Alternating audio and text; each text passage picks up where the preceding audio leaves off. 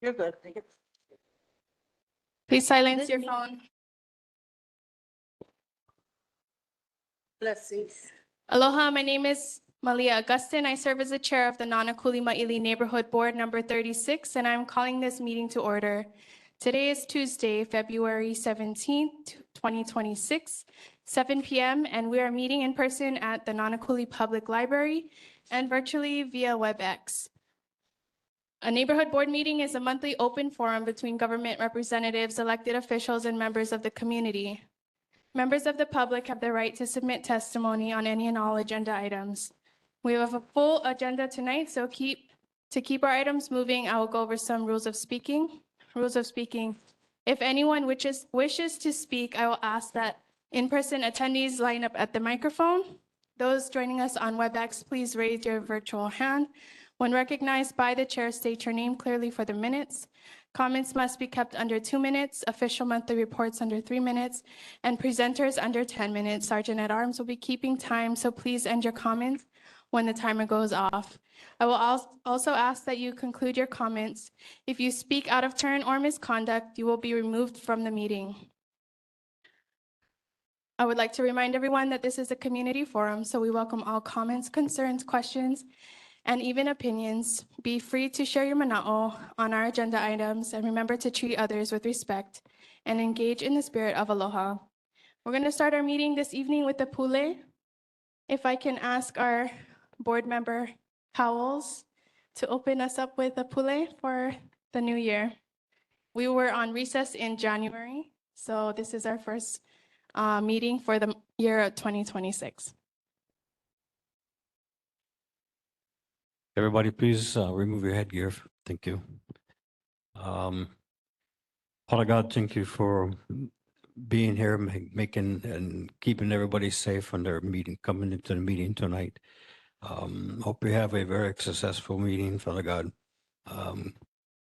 We pray that everybody makes it home in time and home safely. Amen. Amen. Amen. Thank you. First on our agenda this evening, we have City Emergency and First Responder Monthly Reports. First is the Honolulu Fire Department.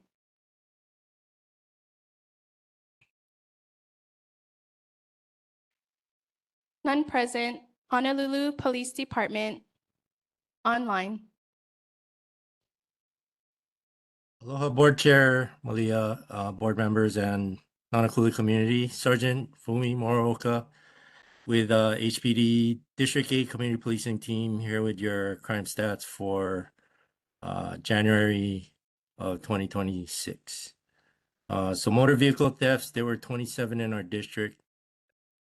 3 reported in Nānākuli. Burglaries, there were 12 in the district, 4 in Nānākuli. 113 thefts reported in District 8, 18 thefts in Nānākuli. Let's see, vehicle break-ins, 24 in the district, 4 in Nānākuli. 30 speeding citations issued. Moving violations, 226. Parking violations, 33. Total citations, 313. Total calls for service in the district, 8,450. Nānākuli was 1,482. Just to report back on board member Paul's question about the state crime stats website. Hawaii State Attorney General's has been offering a Hawaii crime dashboard. The website is crimestats.hawaii.gov since December 2025. You can view the state totals of crime by filtering through offense types, locations, and times. So I just wanted to provide that. And sorry, also online with me is Parks Acting Sergeant Roland Pagan. I believe he's going to be answering any questions you may have. Thank you. Thank you for the report. We did receive an email indicating that you would be providing the information, but the stats were not included in the attachment. So if you could please send that as well. Any Sorry about questions that. from the community for HPD?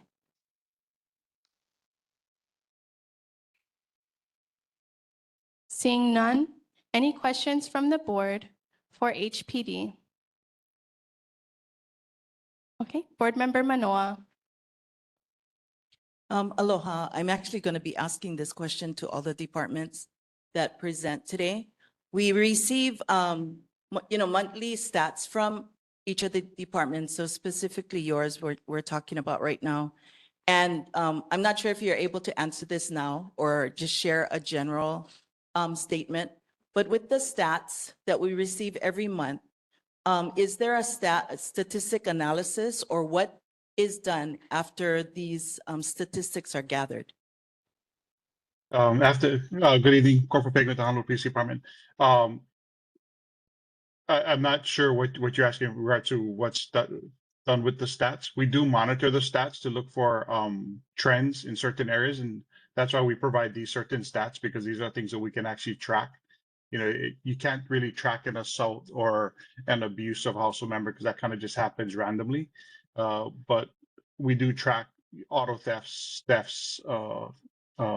break-ins to vehicles and stuff like that. Our crime reduction unit does get these stats. They monitor it as well, and if necessary, they set up operations to focus on certain areas. Yeah, Not that's sure. what I was looking for. It's just that the stats are not just given to the community, is that it's passed off either working with other departments or maybe nonprofits or community in order to remedy some of the issues or situations that's going on in the community. Thank you. Thank you, because we do also provide these stats to all of our neighborhood security watch teams, so they know what's happening in their area, so the community is aware of them, other than just what's provided at the neighborhood board. Thank you. Thank you. We do not receive anything from the Neighborhood Security Watch at this board. So please direct to us so that we can relay to indicated board members. Thank you. Any Chair- further questions from the board for HPD? Chair Malia, sorry, I'm showing that I did attach it. I'll try and send it again though. Sorry about that. It Okay, might be a thank you. technical issue. Okay, Board Member Dela Cruz.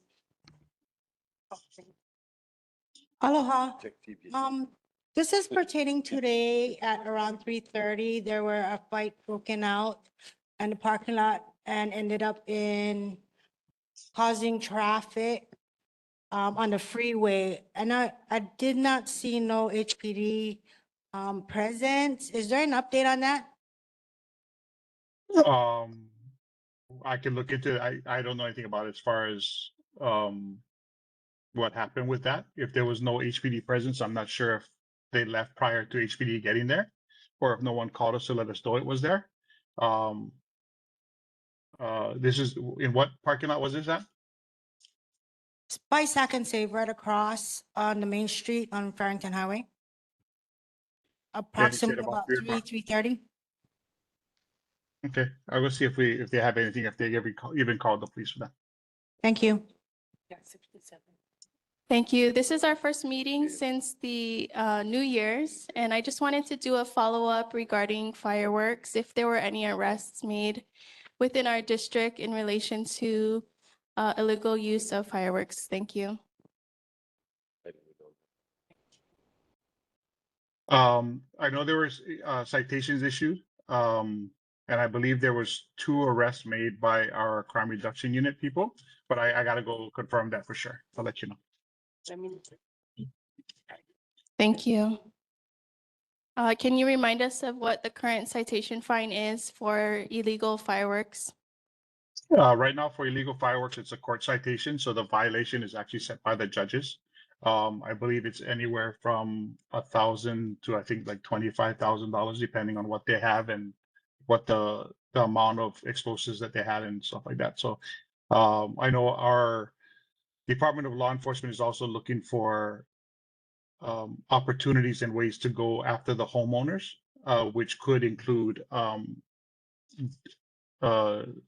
to secure the house from the owner based on violations and stuff like that. But again, that's a civil process that takes a little while, so that's not something that's going to be happening right away. And again, that's something that the Department of Law Enforcement is working on, the state side. Okay, thank you so much. Any further questions for HPD? Seeing none? Moving on to, thank you for your time. We appreciate you showing up. Thank you. Thank you. Honolulu Ocean Safety Department, Kelly Croney, in person.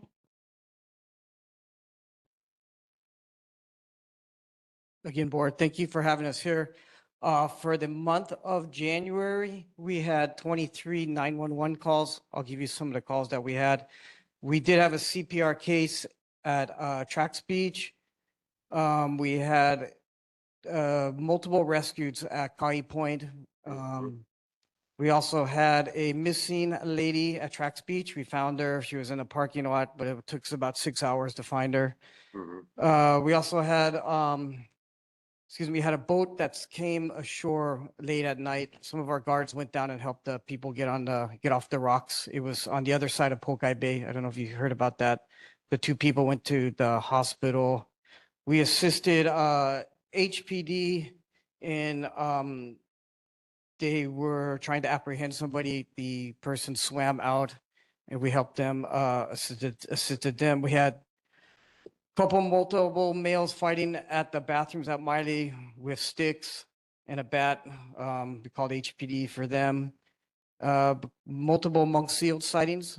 When we find a monk seals, we call NOAA right away, and NOAA Fisheries usually looks for the tags and the number on the seal.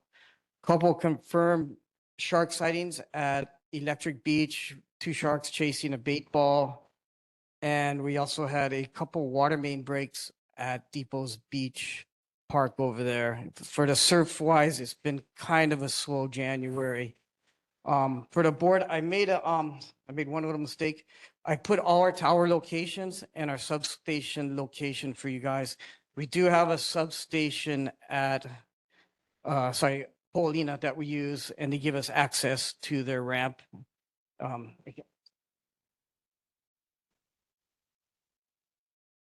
Thank you so much for that report. Any questions for ocean safety from the public? Please Oh, sorry, approach the mic. one more will be, I'm not sure the date, will be at the high school for the first responder day. I believe fire, March 6th. Okay, we'll be there.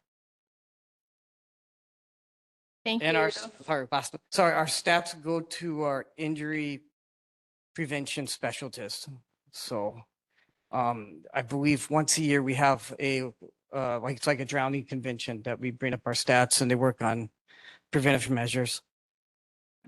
Thank you. Any questions from the community for ocean safety? Seeing none, any questions from the board? Board Member Cowles? Board Member Manoa? Thank you for coming. You guys have jurisdiction, any kind of jurisdiction at the lagoons at Colina? Oh, was that, sorry? At Colina, do you have any jurisdiction over there? No? No, we don't have any, in the lagoons, we don't, but we do respond.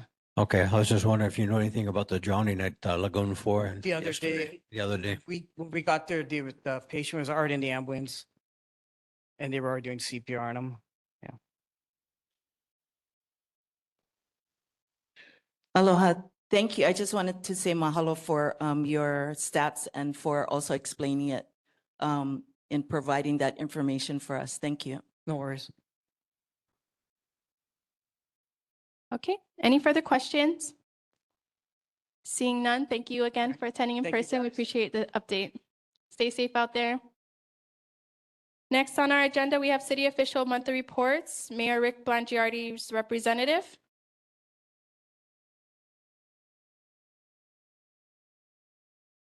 Okay.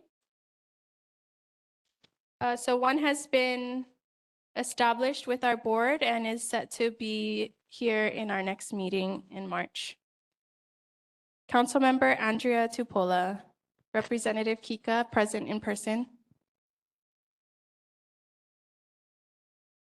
Good evening, Chair and board members. Kika Tupeni, Community Liaison for Councilmember Tupola's office. I'm here to report on her behalf, so I would just like to excuse her for tonight. I did give the board the DTS project list. That DTS project list is just explaining what projects Department of Transportation will be working on in our district. And then we have the speed limit signs. So all school zones, their sign been decreased from 25 to 20. Starting January 30th, the west side was the priority of those changes. So if you guys see some of the schools, Makaha was the first on the list, and then they're working their way down. So they're starting with District 1 first. So as you guys see the school zones, it'll be 20 in all school zones on District 1.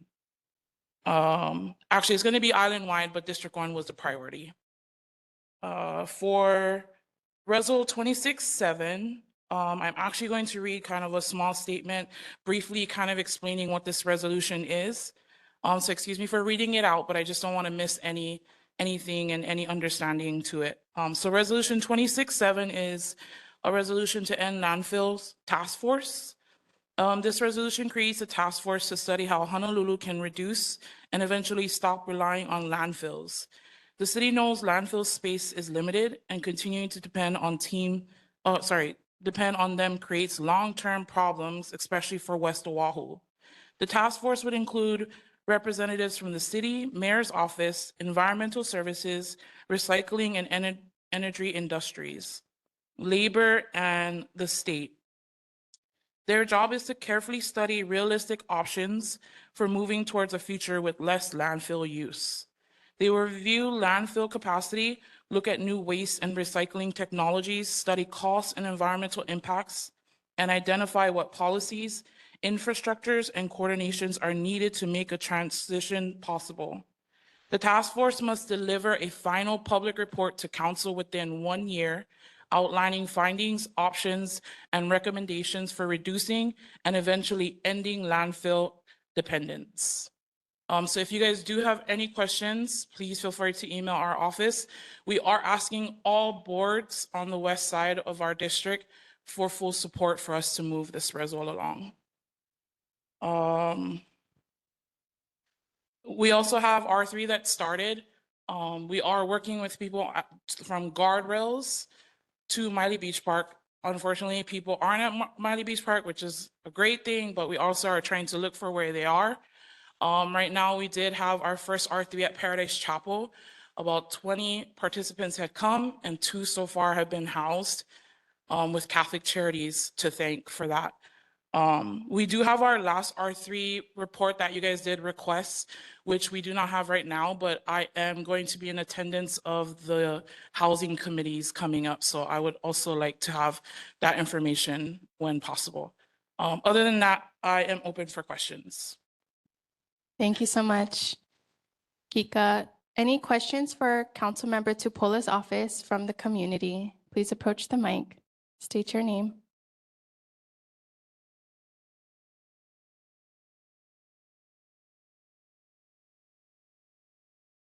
Salcedo. My question is, during the sweep on the leeward side, how many of them did you folks connected to the shelters to make sure they were safe because of the weather that was, it was terrible weather we had? And how many of them refused to be helped or to be reconnected, with family and anything? How many did you folks, the 3 R's, served? So this is actually regarding the Lahi cleanup, actually, that you probably are talking about. So there was actually 20 families, about 20 to 25. And so far, honestly, I'm not going to name them, but about only 4 to 5 actually talked with me throughout the month of February. So we only had a short time before this SPO was going to come up and the cleanup was going to happen. So all of January, 2 times a week, I was out there, honestly, by myself or with Chris Morioka's office. And only 5 out of the 25 tents, that about 30 to 25 tents, opened up to actually get the help they needed. Most of them said they had places to go or they just did not want to talk with us, which we've known them for years. And that's valid and open for that, but only 5 out of the 25 I've known for sure wanted something. Some of them had to give their dogs up or they didn't want to, so that was the issue that we had. But yeah, number wise, that's how much actually just really wanted help for sure. When the 3 Rs is out there, would you have social workers come out, mental health services and everything? I know we had a couple of them that came from downtown to assist the folks with lahi-lahi. But I'm talking about overall the Lyric side, the whole coast, the whole 96792. Do you folks also connect them with social workers? Because a lot of them, they go into the shelters, they're out on the beaches during the daytime, they return, sometimes they cannot return, but yet the shelters is still receiving the financial. So that has to be corrected, and that's what you folks need, because a lot of them is scared to speak up because of retaliation. So when those are ones out there that don't have a voice and is afraid, what do you folks do? And how do you folks help them? This meeting is being transcribed and summarized. So sorry, that's a good question. We actually partner up with a lot of outreach workers. We just partnered up with Ohana Health. Catholic Charities is a huge one. One Comp actually is a huge help as well. But Ohana Health actually this past few weeks or months have been a huge help because they are the ones that we wanted to connect with for mental health issues. A lot of it is not just mental health itself, but it's really connecting with them and trying to see what help they need, just to talk stories. And I think their workers are very, very, very well, qualified to do that for us. So yeah, Ohana Health, I have to say, and I have to thank them for coming out. They sent a team of 6 within that whole month. They also helped us with the Nānākuli area too. So we're leaning kind of on them. They're kind of telling us and navigating us on how to work with case managers. I think a lot of people get me mixed up with us as a case manager. I'm not a case manager. I'm just Kika, but we love them. But I'm gonna find every resource that we can for them. We all are, but I'm still navigating and trying to find that out. So I think everybody's concern and questions is super valid on what are we doing, what resources are we finding. That's exactly what we're doing. I am gonna say that R3 kind of wasn't a part of lahi-lahi because of the quick turnaround of the SPO happening in the beginning of the year. So it was just basically just us trying to just connect with where we could connect, if that can answer your question. Thank you. Any further questions from community? Okay, please state your name. Terry Savaina Ea. So Kika, when I helped out with R3 back in the day, and you know how we had a lot of people with substance abuse. So the problem that we were faced back then is there's not enough treatment beds. And I know somebody that is around this area that actually got treatment. That's wonderful, but there's still no more beds every time they're calling. So how is the state or city addressing that? Another great question, and that's there's some things that we're actually looking into. We reached out to DOH to help us, also anybody from the city entity. I'm going to be super transparent and honest. There isn't any room anywhere in shelters. I call them every single time we have R3. People give us this whole, we don't have room. They ask us for the name, how many people, but none of that helps us and goes anywhere. So we're all in the same thing. We're all trying to find out the same thing, and that's what we're doing. So I'm not going to tell you guys there is room anywhere or there's spaces. That's kind of what we're doing. That's how we're working along and helping and asking all of the resources. So city and state, we're combining with together to find that out. And when we do get those answers and we know, then we'll give everybody and let everybody know.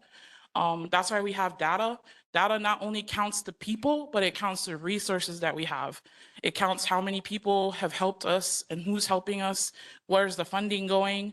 Those are the kind of things that we're looking at. Also, who's qualified enough to help us or who's going to help the people the right way. So. Thank you.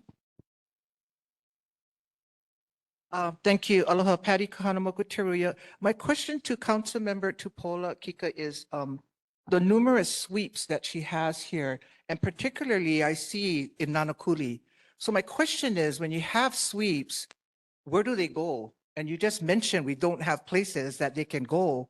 And so I think we have to either let the community know or the board know when we do sweeps, especially on holidays and holidays, especially when it's such a sensitive area, where does these people go and do they have time to move all of their okana? And so I think we've been seeing numerous sweeps and it's kind of like insulting when you're from Nānākuli that you see the sweeps that are happening only part of Nānākuli. So that is my concern to take back to Andrea. Thank you. Okay, thank you.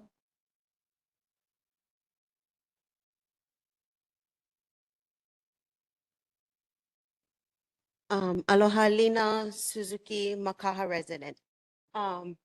I wanted to say mahalo, Kika, for being honest and transparent in that there is not enough beds, specifically in our moku to even if our people wanted help, to go and give them the help. So today I'm gonna pass this out to you guys. So I'm with the Waianae Moku Kupuna Council and I'm also with Suzuki Foundation. And so we've been. Is this relevant to? Yes, totally relevant. So my community concern, not only to Andrea, but to this board, is the amount of homeless Hawaiians that is in this area of Maili and Nānākuli. Myself, along with Po'ohunua, we've been doing our own community outreach and taking in surveys. And so the amount of Hawaiians that are out there, hold on, because you're making me nervous. Sorry, Lena might yeah. come up. So Just, I if I can think, have my 2 minutes.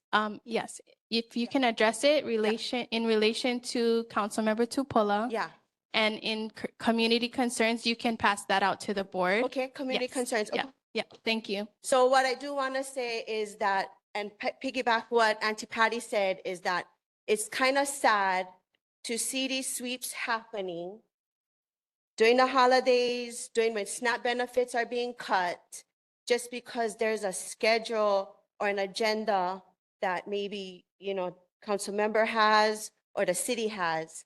Because there was, again, not enough beds, not enough facilities to house our people. And my major concern is that we saying there's 6 beds available, but it's in IHS in town. And our people are not gonna go to town. And we do not want town to come to Waianae or to our area. And so it's a double-edged sword, right? We wanna malama our people in our moku. We don't expect them to go out, and we know like outside, come over here. Yeah. But thank you, Kiko, for being honest. Thank you. Mahalo. Just to clarify real quick, so I know that everybody's concern is the SPOs. The SPOs isn't run or decided fully by or at all by council members. It's the mayor's initiative and all of that. But R3 started because of the SPO process. The SPO is going to happen regardless of whatever agenda they have in the mayor's team or for the city.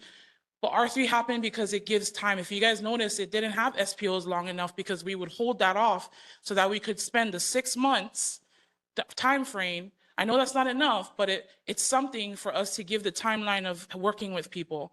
So that's the buffer between the SPO and the outreaches, just for that, just so we can have solutions to find where they are, give us time to find where they're at so they can go where they need to go. I don't like to come to the mic more than once. But I did personally contact every single city agency, and everybody said that specifically that SPO that happened at Hakimo was Andrea's call. And that and then even the email that was sent to Andrea asking her to stop it, it was stated in that email that it's a scheduled SPO. So according to every single department I called, whether it's parks, I forgot all the other departments, I don't want to say names. They are saying that specifically that one in Nānākuli was Andrea's call. Thank So you. I just saying. Thank you. Please approach the mic, state your name. Aloha, Kelly Nikahau, and I do have a nonprofit called Workers Against Racism RAPE. It's also known as the Waters Group. My question to Andrea's office is that I do understand about this SPO and why, how come, and all of that. But I wanted to share that our nonprofit does speak and represent the whole of Waianae. We also go out of Waianae to help the homeless and the houseless. And the reason for that is because part of Waianae is out in town, because when the sweeps do occur, they have no choice to go there. Because at one point, I don't know where this came from, but excuse me if I'm wrong or correct me, but it said, not in my backyard, some kind of letter saying that it was like from the board saying that they didn't want homeless in them. But I want to ask, how does the board have that power to say they want no homeless in their area? So, but I also want to point out that we as a nonprofit would like to make an appointment with Andre, because why?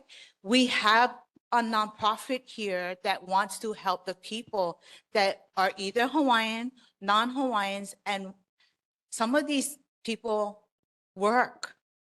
They actually have jobs. They're not in a crisis situation where they're stuck in a drug situation. They're in a stuck where they only can level at one certain amount. Thank you. Because of prices. Thank So you. that's all I'm asking is if we can have a meeting with Andra Thank you. and come to a You can take, solution. you can have a conversation on the side and exchange information. Thank you. Aloha, I'm also Salcedo. You know, the bottom line is you guys making a difference in the community in the 96792, whether you can schedule it or whatnot. This is illegal camping in this area. We, in the residents of 96792, we deserve our clean beaches back. We need an area where we walk, not have to worry about our children digging in the sand and finding caca. We need our clean beaches back. No segregation to any nationalities or whatever. Basically, we need our beaches back. We need our coastline back. We have the largest coastline in the 96792 comparing to other areas that is swimmable areas, beach going, family orientated, goodness of welfare and life. It is turning to trash. But continue with what you guys doing in cleanups.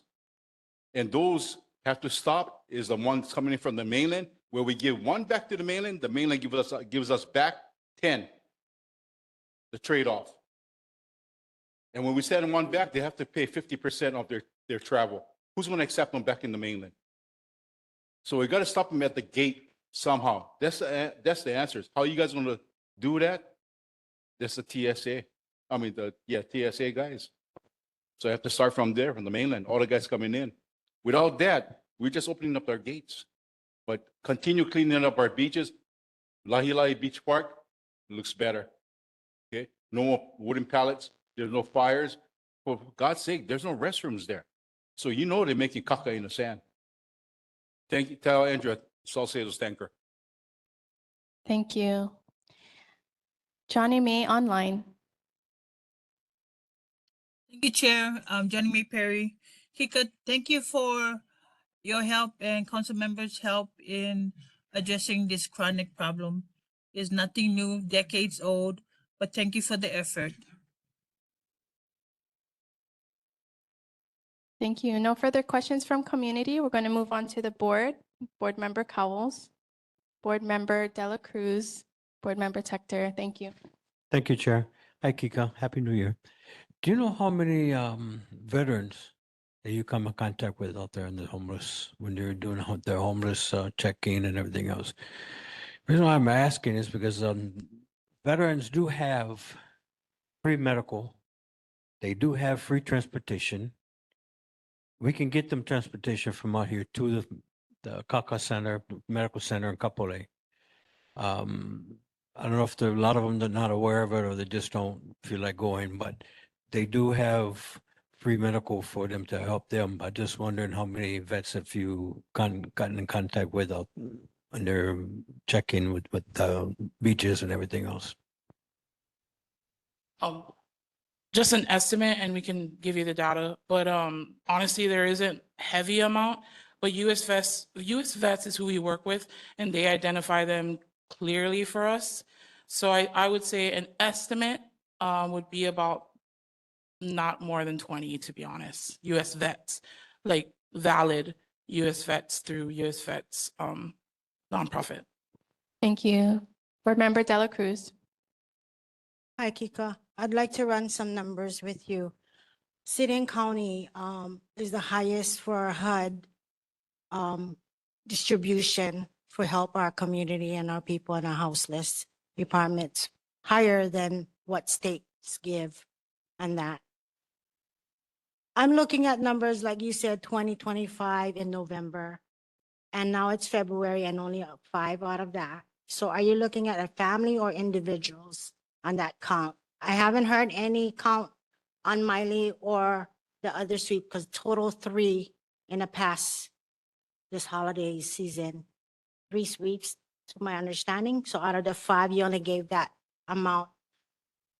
I'm thinking that Andrea and your office need to get together with the state because there's a gap between there that the HUD proceedings goes out to different individually. I don't know exactly how, but I'd like the community to help out because they've been helping out a lot in this and they're concerned. The problem to me, as I see it, because I've been doing this over 35 years, is why not the city or the state let the community and the owners know there's tax write-offs. There's benefits for helping these people other than just coming to you guys to cut this off and then running the money with taxes and all that. I went proceeding and I got 12 bedrooms with private owners right now, willing and accepting Section 8, willing and accepting to work with the city and county and the state with caseworkers like that. Now, if I can do it and others here who are concerned and doing what they're wanting to do and doing all the things that they've done, all the backlash and everything else and all this community is receiving on this. We'd have beautiful beaches, we'd help our own people. So if you could look at the 20 to 25 in November, by February, only 5 out of that, no, something's wrong there. We're gonna continue going up where the community and our houseless suffer against with the city and county and the state. Thank you. We'll request an email regarding the correlation between you folks and the state and the numbers indicated. Thank you. Board Member Tector. Thank you, Kika, for all that you guys do.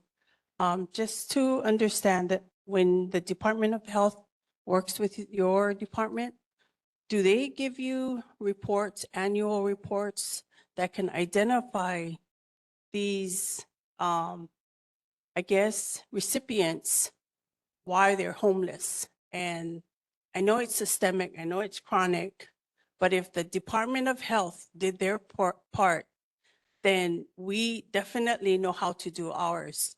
So when we have the scheduled sweep, I'm down there, okay, I make sure my family's off the beach.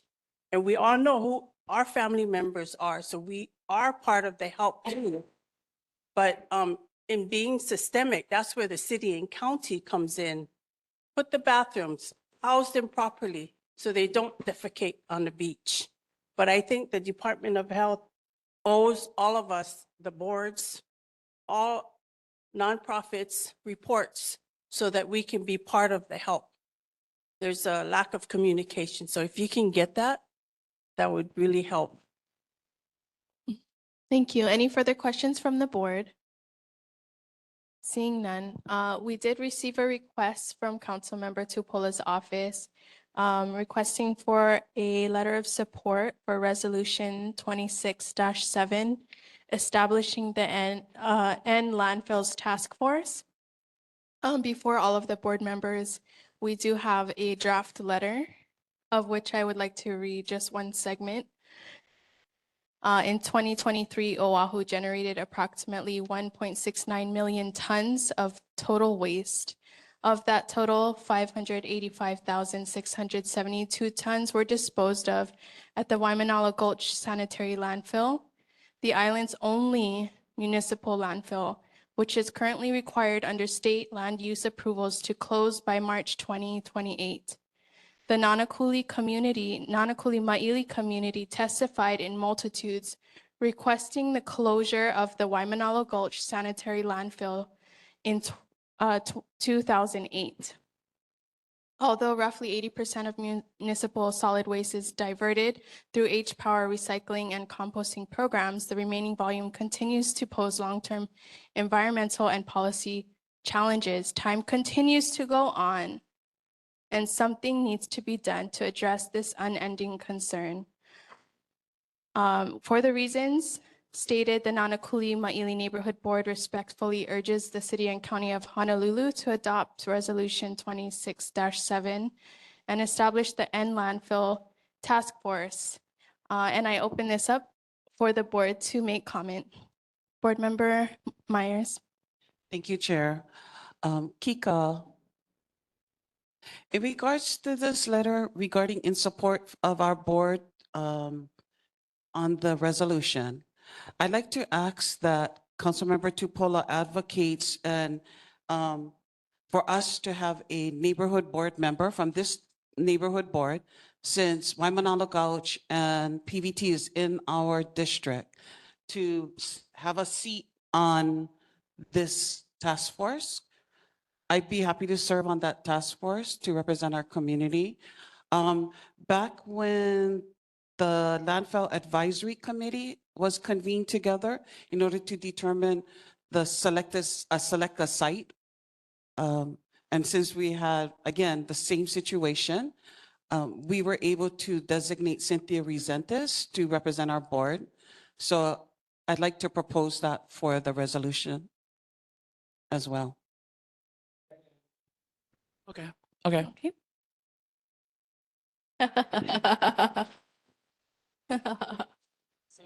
So the resolution is on the table at the City Council Hall. So once that proposal comes forward, then we can go in to testify. At this time, if there's any support for the letter, draft letter that we have, then I call for the question.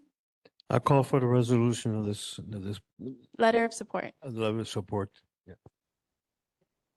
Okay, open for discussion. Thank you. I'd like to amend the motion in order to add to it what I just had stated. Okay. To add a seat on the task force to be included in our motion. Okay. Sorry, old age, I forgot about that. With Jermaine Myers as the Okay, designated. new motion on the floor to include that one member of the task force, if the resolution is adopted, be one of the members of the Nānākuli-Māʻili Neighborhood Board. Seconded by Dela Cruz. Thank you. Okay, we're going to take a vote. All those in favor say aye. Aye. All those opposed say nay. Any abstentions? Okay.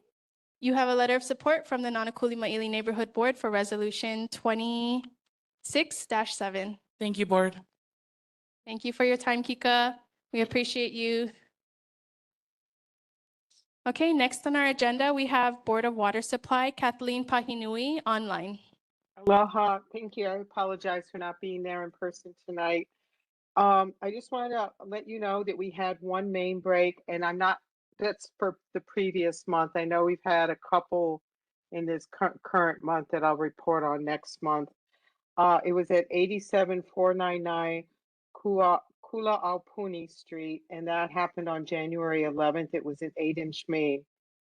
And then I just also wanted to remind people that our poster and poetry contest, the deadline is at the end of this month, February 27th. And we hope to see a lot of posters and poems from our schools from across the island. I'll take any questions. Any questions from the community for Board of Water Supply? Any online? Seeing none. Any questions from the board? Board Member Myers? Board Member Cowles? Aloha. Aloha. Hi, Kathleen. Hi, Jermaine. Kathleen, I got your report. I just wanted to ask some clarifying questions. Yes, ma'am. What was the cause of the break? How long was it in disrepair? How many community members in the Māʻili area on Kalaupuni and as well as other that was, other community members in Maʻili that got impacted. So how many residents got impacted or households? How long were they without water? And then what was the cause of the main break? Mahalo. Board Member Cowles. Hi, Kathleen. Happy New Year. We had a water main break on Kulaupuni and St. John's Road way before our January break. And they did a lousy job in fixing the road. Can you get the Board of Water Supply to come out and fix the road? It's pretty bad.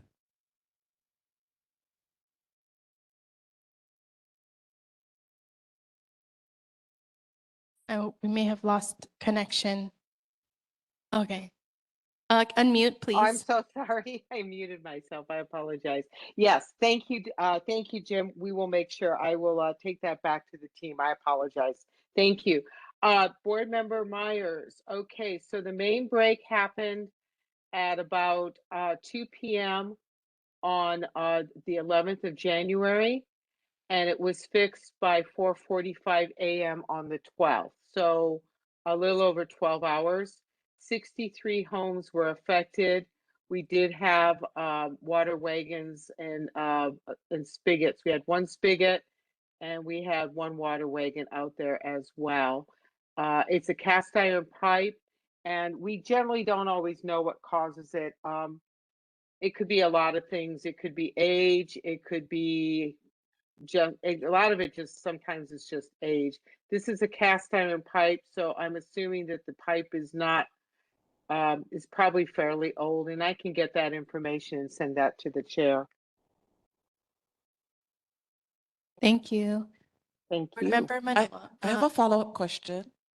Since Maʻili Elementary is in that area, were they impacted, the school? No, they were not. Okay, mahalo. Thank you. Board Member Manoa. Hi, Kathleen.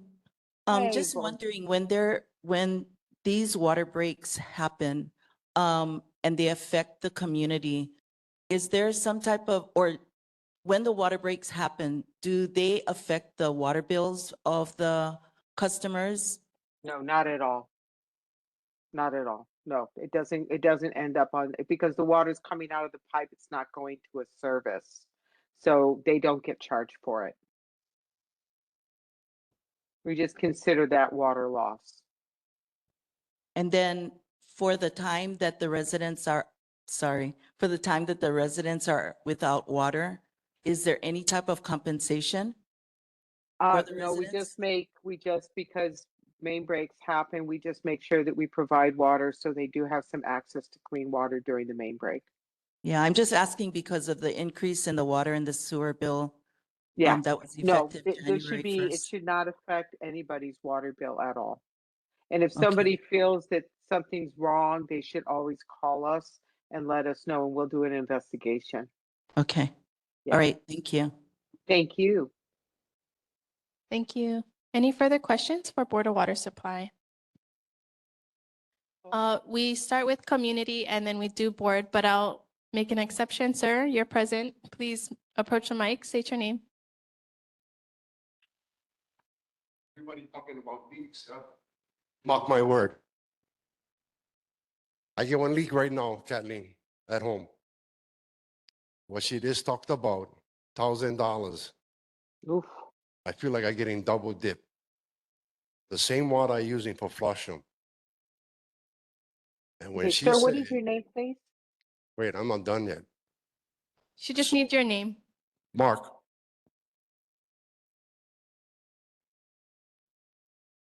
So that's what everybody's paying. So when they're running down the beach, I said, what water are they drinking? They're on some good water. Back to Kika's stuff. The solution. My grandchildren said, where all they went? I said, they went home. But they never helped clean up the beach. So my wife crying because the kids out there on the road, yeah? Everybody crying. What is the solution? We get 3 different stages, yeah? Mental, the ones that don't like get off, and the ones down and out. But thank you, everybody, Madam Chair, Board, aloha kako. Mahalo. Mahalo. Okay, thank you. Any further questions for Board of Water Supply? Seeing none, thank you so much, Kathleen, for joining us this evening. See you next month. Aloha. Aloha. Next on our agenda, we're moving to our presentations. We have Waianae Coast Community Foundation 8th Annual Legacy Prince Jonah Kuhio Kalanianaʻole Festival on Saturday, March 21st at Kalanianaʻole Beach Park with our presenter, and I'll let her introduce herself. Thank you. Again, Patty Kahanamoku Teruya. First of all, Madam Chair, I wanted, and no in disrespect, I think the motion that you made at a city council, that item wasn't on your city council agenda, and it should have required a 2/3 votes before you made a motion to adopt that letter. So I just wanted to bring that to the floor, to the NA. And second, I wanted to also announce that February 27th, the Waimanalo Gauch landfill advisory meeting will be 10 a.m. at Kalanianaʻole Beach Park. So I urge the community to please come out. It's on the 27th of February, 10 a.m. at Kalanianaʻole Beach Park. This is the selection committee. This is with environmental that will update. Sorry, I just want to, this is Okay. the time for your presentation. No, I just wanted to You're bring welcome that to in. bring that So information aloha, forward. Council Thank you. Chair and members, aloha, mahalo for this opportunity on the upcoming event hosted by the Waianae Coast Community Foundation, who advocates and supports economic development, small business. Val, you can pass that out to the board. Thank you. And supports public safety, food distribution, and community outreach throughout West Oahu. One of the ways we do this is honoring and perpetuating the legacy of Prince Jonah Kuhio Kalanianaʻole, whose vision continues to guide opportunity, education, and self-determination for Native Hawaiians. This year, we're proud to host the 7th annual Prince Kuhio Kalanianaʻole Legacy Festival on Saturday, March 21st, from 3 to 9 a.m.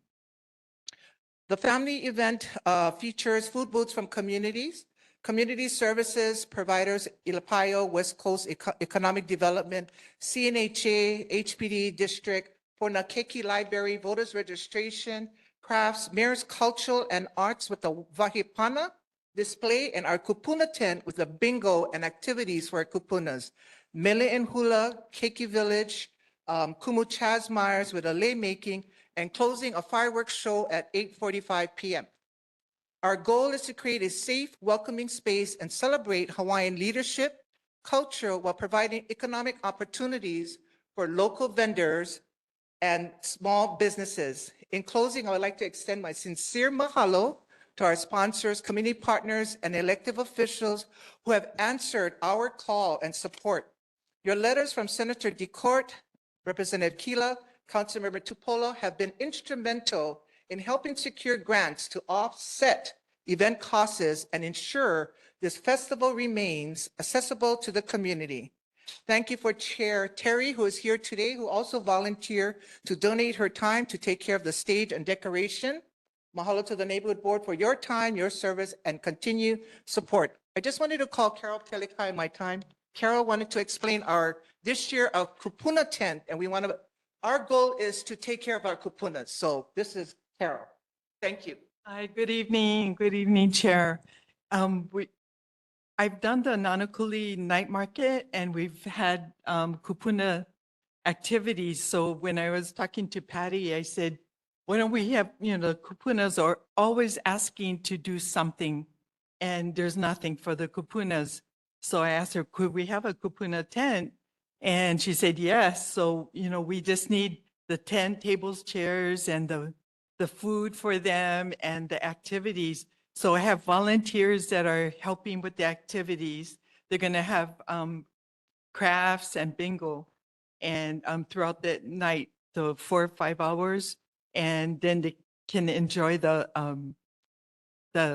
ending fireworks together with the all the families. So we're hoping that we can get at least 50 kupunas coming out and seeing their friends and talking story. And that's what they enjoy the most, is seeing their friends And, that's what they miss in Waianae, that they don't have opportunities to meet up with their friends. And so we're hoping that the Prince Kuhio Festival can be one that they could meet up and talk story. Thank you. Carol, also forget that the kupuna tent, we will be providing all the kupunas that come, drinks and their free bento for dinner and to support our kupunas along the Waianae coast. So thank you so much for this opportunity. Mahalo. Thank you. Any questions from the community regarding the Kalaniana Ole Beach Park event? Seeing none, thank you to those who are contributing and volunteering to participate and help out with this event. Any questions from the board? Seeing none, thank you. Next on our agenda, we have education at Nānākuli Butler Building with Lena Ala Kanana and Dr. Bobby Ali Sala. You folks can go ahead and proceed. Did they provide? Aloha. Oh, I might.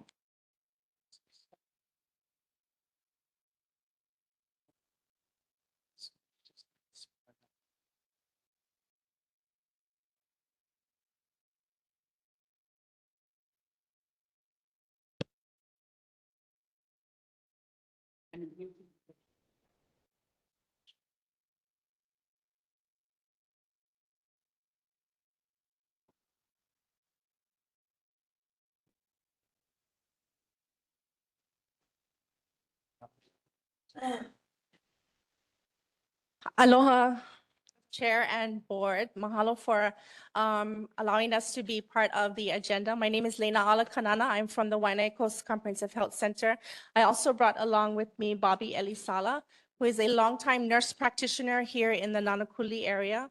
And we just wanted to share with you a little bit about some of our education programs, specifically the education programs that we're doing out of the Butler building, which is just around the corner, around the ways over here behind Long. So Ka'ikeola is our education department at the health center.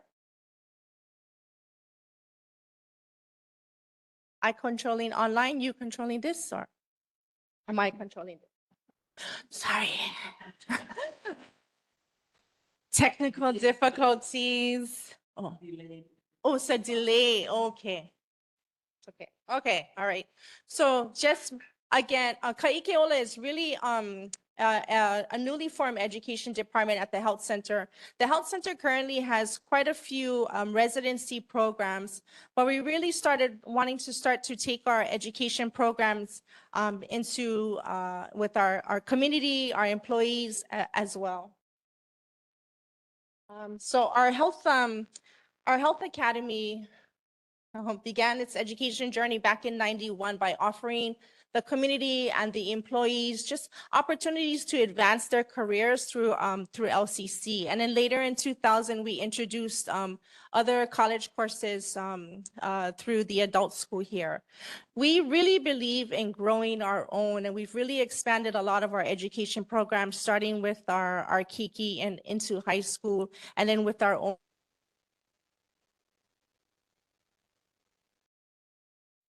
Again, growing our own legacy really starts from our Kikis with our employees, through our GCP programs, through higher education programs. And you'll hear more about what we're doing in terms of certifications and degrees and licenses as well. And I'll turn some time over to Bobby.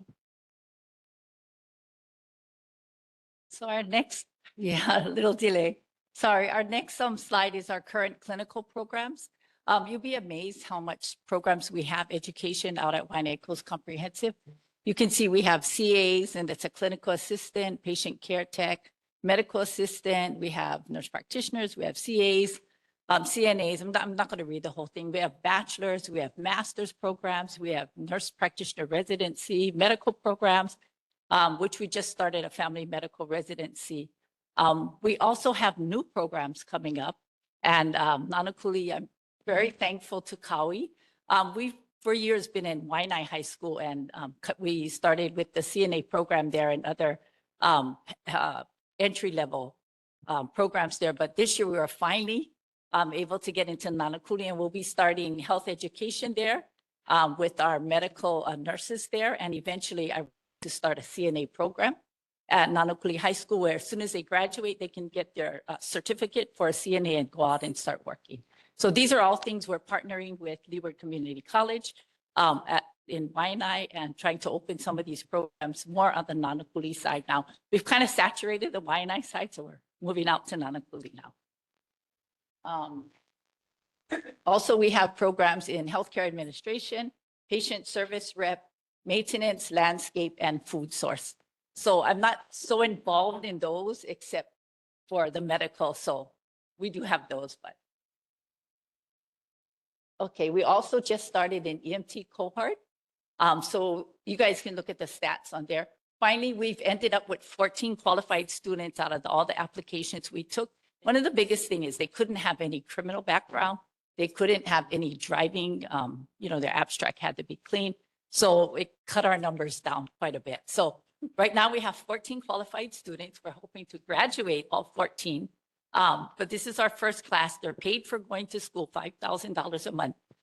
And their school is paid for, and they'll be city and county employees after they graduate. So we're very, very happy about that program.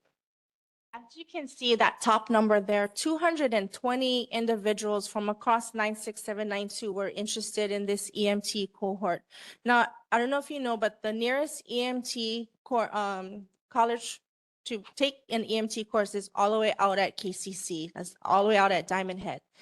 Very, very far for our community. And so we worked with the mayor to bring it out here to Waianae. And so it's on the campus at Waianae Comp. Their classroom is located right underneath our Native Hawaiian Healing Center. And we started off with 220. And what we did was we kind of segmented the students into a group that was ready right now, clean driving abstract, no criminal history, and they were ready and eager to start. And then we put another group into another category that's going to start during the summer. We whittle it down to 14 qualified students because the city had their own qualifications that the students needed to pass. But what we are so proud to say is that majority of these 14 students are from 96792. Majority of them have graduated from Nānākuli High School. Hops, bebe. And just to add to that, we are adding another cohort during the summer. We're targeting high school students just out of high school. Better abstracts with driving, no criminal record. So I think our odds are going to be a little bit better, and Danny's helping us with that. Thank you. Next, the big topic for us is the Butler Building. Everybody wants to know, what are we doing in the Butler Building? We've been there for about 7 years now, I think, 6 or 7 years. And so we started a partnership with the University of Hawaii at Hilo nursing program. So for the last 7 years, well, actually more than 7 years, because we started in 2013 at the Waianae Mall. But we've graduated, I don't know, maybe 50 students to be BSN bachelor's level nurses right here in Waianae. So all their school is done out here in the Butler Building. They get a bachelor's degree in nursing. And from there, we just started our DNP program out here, and they're housed in the Butler Building and at the Waianae Coast Comprehensive Center. That's where they do all their preceptorship. So we do grow our own. And at the end of this presentation, I'll talk about one of the nurses that started from the beginning. So as you can see, we have a full nursing lab out there. So we have 4 beds. We have, so we have 4 beds. We have EKG machines. We have monitors for the patients. So we do IVs, blood draw, swabbing, testing, flu, give vaccines. So we do everything out there. We've had people walk past and said, oh, we thought the homeless were out here. But sometimes, we have a lot of homeless around us, but it is being cleaned up, and thanks to the community, they've been really helping us with that. But there is a school out there. Pretty soon we will be putting up signs after all these years. So that'll be helpful, and people will know where to turn to come if they're interested in this kind of career. a lot of people have sort of told us, well, the building looks so abandoned from the outside. And we really try, let our facilities know to come and clean up the area, make sure the parking lot is nice and clean. But, to see a skills lab like this that is in the Butler building, right in your own community where your own 96792 Haumana can come and learn how to be a nurse, how to even care for their own kupuna, I think is great. So if any of you want to stop by the Butler building and just kind of take a peek inside to see what the students are learning, please feel free to come by. They keep the door locked for safety reasons, but just come knock on a door or ring the bell. I just wanted to add, when we do the application process, as you know, UH Manoa, Chaminade, HPU, your GPA has to be like a 4.0 to get chosen. In Waianae, it's 2.7. And I asked the dean to lower it so we can get more people from Waianae in there. So we have graduated students with 2.7, but they got their degree. So it just takes a committed community, committed students and a committed faculty to make sure these students actually get this degree at the end of the 2 to 4 years.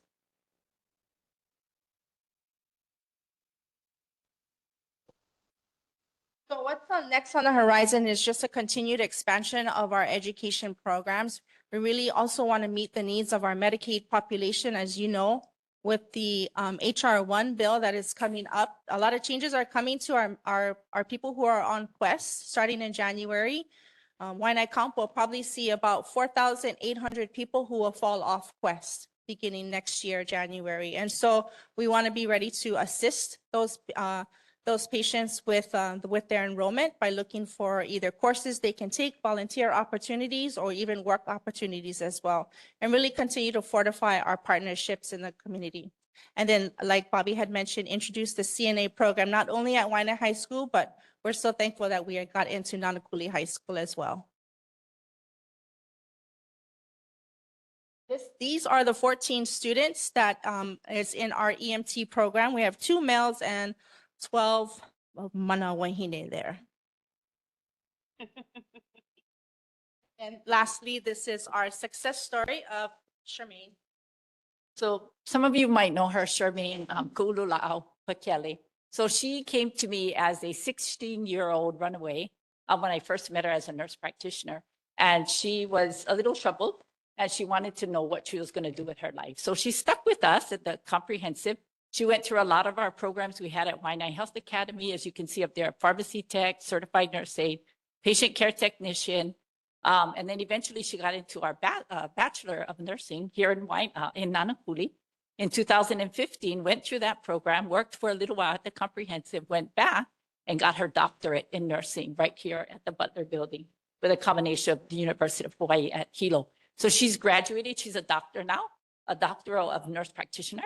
So she is currently, I don't want to say looking for a job because opportunities are just, so many opportunities open to her. It's just a decision of what she's going to do next. So just thankful once again to this community and of growing our own.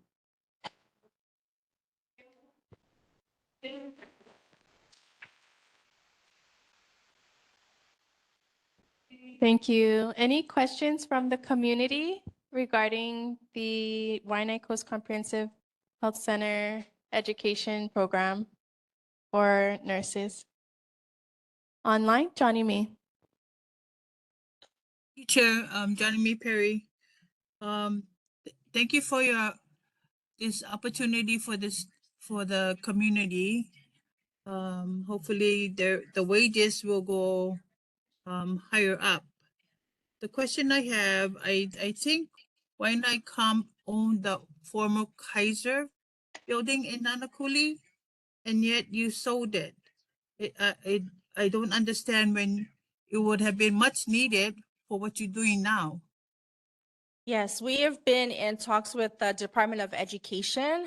They've actually requested for the property, and so we've been in collaboration with them to provide them the property. Well, to sell the Department of Education the property, I would say, yeah. In regards to what we're doing now, we're actually building on on our main property on the adjacent side. If you go up the long driveway on the right-hand side, there. We will be building a, not only a food warehouse, but also a community resource hub, as well as a teaching and learning health center there on the right-hand side. Thank you. Any further questions from community? Seeing none? Okay, any questions from the board? Board Member Tector, Board Member Cowles. Hi, thank you.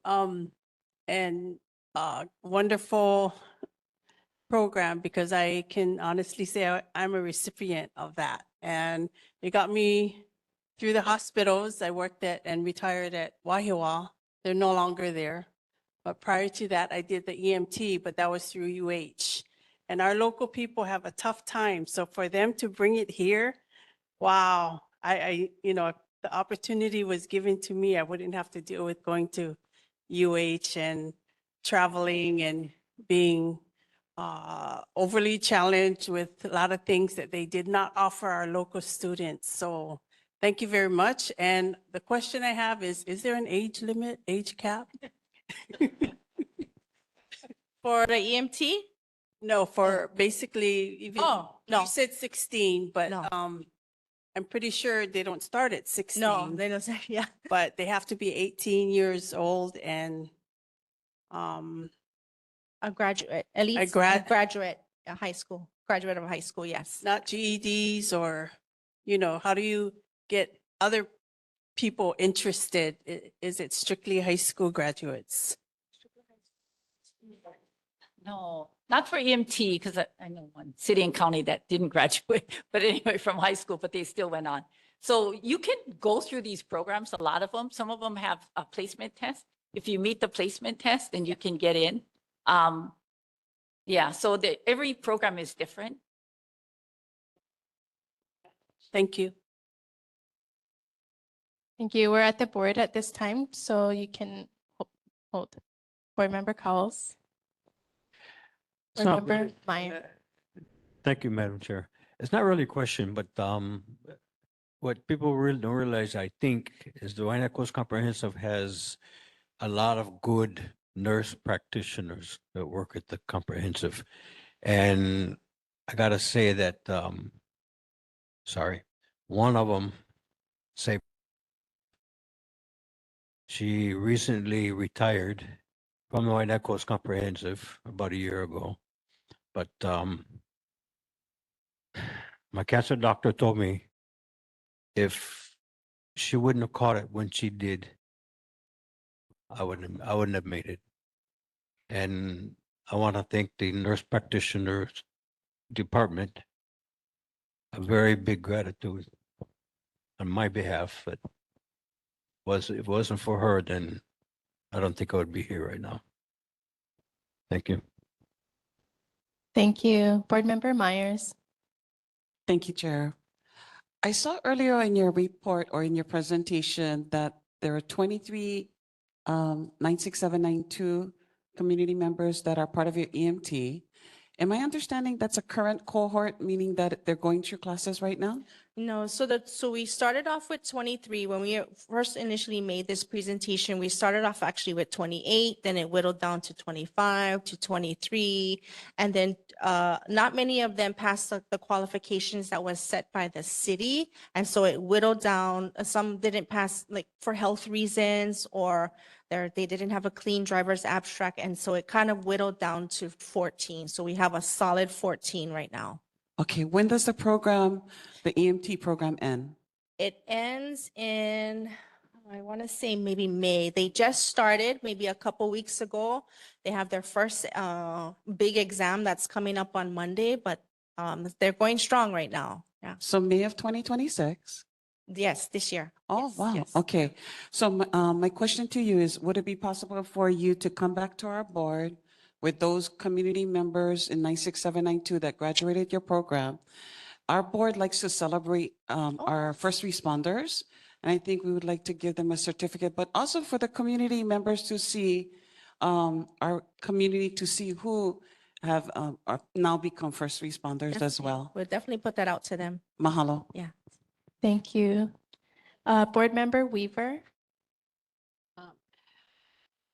Bobby Elisala, I just wanted to highlight you, mahalo you. I've taken in children. That is my life, foster children. And it's the partnership to see, it's not just to see a child grow up and the most vulnerable population, in the most vulnerable population, but to see the community come together and highlight, I just want to highlight you because it takes the kako and she's now 17 and she's thriving. And I didn't know what I was doing when I took her to you at first and many other children to you. And intentions, sometimes you can have the best of intentions, but when you have the support within your community, and it's not just seeing your child that we all take in, but to see that child manifest into a person that it takes all of us. So I just wanted to say thank you. Thank you. Board Member Asinson. Thank you guys for your presentation. I did have an opportunity to sit with them and they are entering Nānākuli High and Intermediate School, so we about to celebrate for that for sure. But I wanted to ask you guys, there's an event on March 6th that you guys know about. Is there any way possible to bring some of those 14 to celebrate them at this event? Again, this is public safety, so maybe if they're willing to come, because the idea is to showcase that we have success within 96792, specifically in these areas. So that's something that I wanted to ask if that's a possibility. Is it in the evening? It is. it's Okay, fine. okay. I can ask their, them and their instructors. Yeah. Thank you. Board Member Dela Cruz. I want to apologize. I kind of missed your presentation and I regret it. But I was doing a housing issue outside the door behind you guys. EMT, right? Correct. Okay. The nursing I took at medical coding was at KCC, which is a whole hop. And my nursing, I took it at LCC. Now, if you guys had this back in my days, I would have wanted to take it. So I want to thank you guys for giving the opportunity to our younger generations here. Thank you. Thank you. Okay. So normally we open up to community and then we open up to the board after. I will allow you to speak for this time. Thank you so much for being patient. I wanted to say thank you, folks, for opening up. Please speak into the mic. I thank you, folks, for opening up this presentation, especially bringing this EMT project here. So our organization works with Waianae EOLO class, and as a peer mentor for them, we help them show different avenues in their life. So a lot of they will be graduating. We've been working with them for 2 years now. So a lot of them are graduating and they're getting their diplomas, and thank God for that. So I also heard that that you folks, they have to have like a clean record. Like what is Excuse me. I'm just asking a question. We can't hear you No, when I'm you're sorry. facing that. I just Thank wanted you. to look at them. So I wanted to see what is the requirements, because some of these kids at the age of 18, their record will be clean.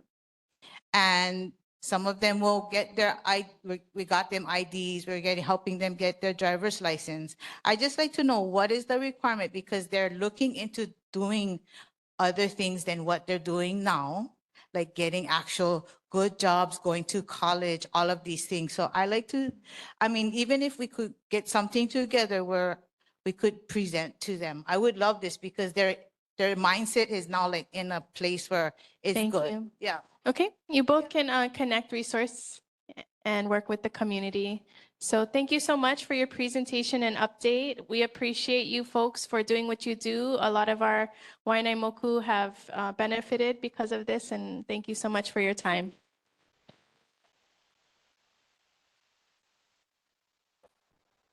Aloha kako. My name Aloha. is Blanche. Aloha, we are going to open up on our next item, resident and community concerns. Resident and community concerns, thank you. For community concerns, we have 2 minutes. Please state your name before you begin your discussion. Thank you. Aloha kako. My name is Blanche McMillan. I am the CEO and the founder of Hui Mahiai from Waimanalo.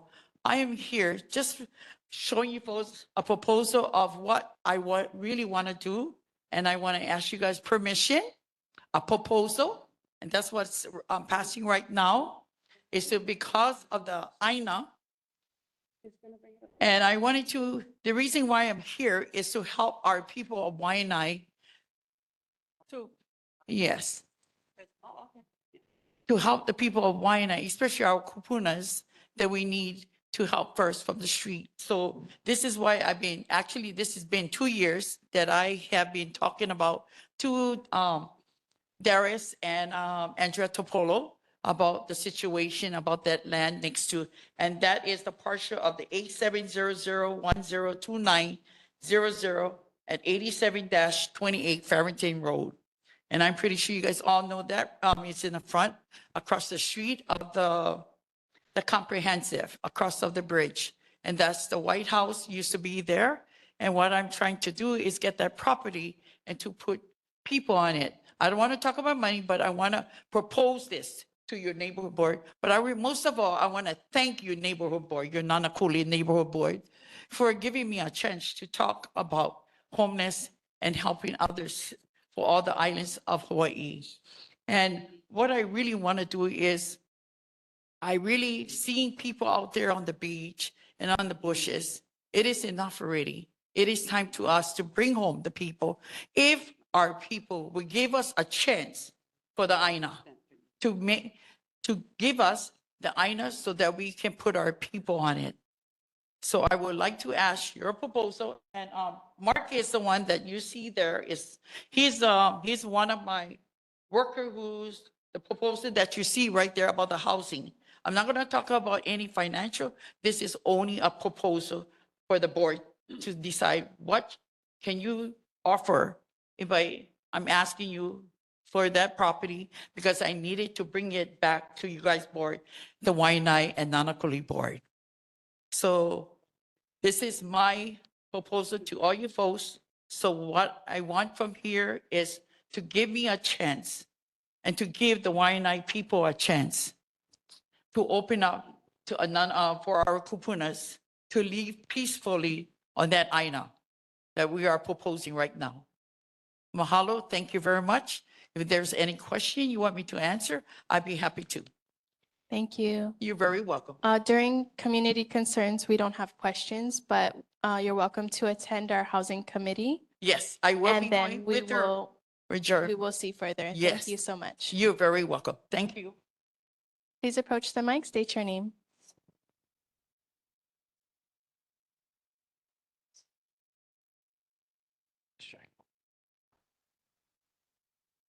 Aloha Chair and members of the board. My name is Carla Mosaniai, and I serve as the School Community Council Chair for Nānākuli High and Intermediate School. I'm also a parent and community member, and I'm here today to place serious governance, staffing, budget, safety, and student impact concerns on record.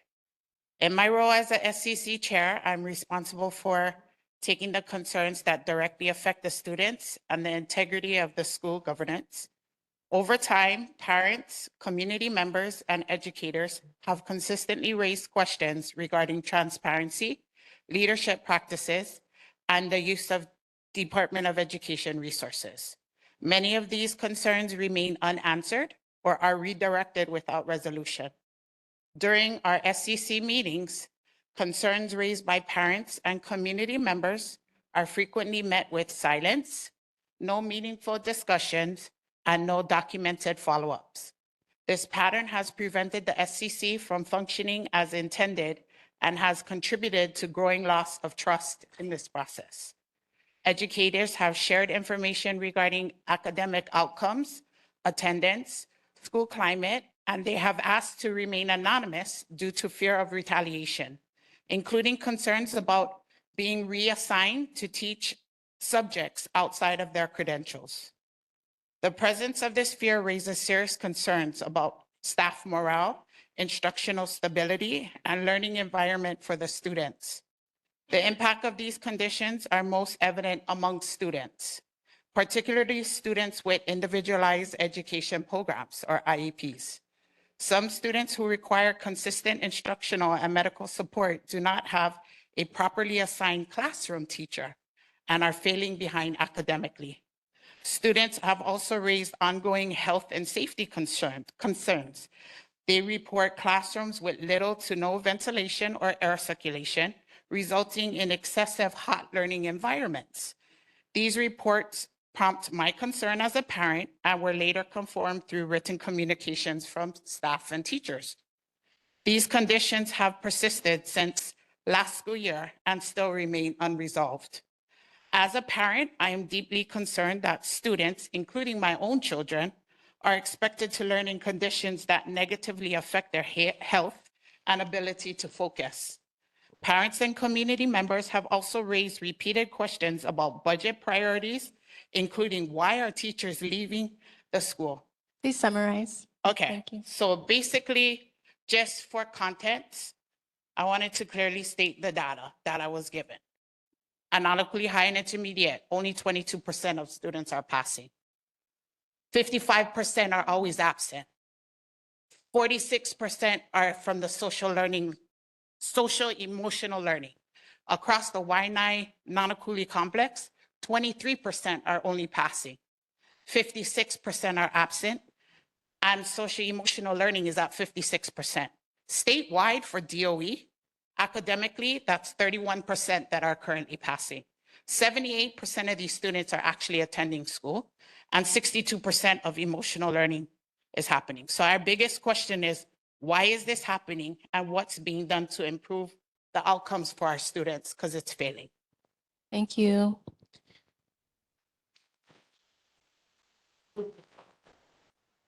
Please state your name.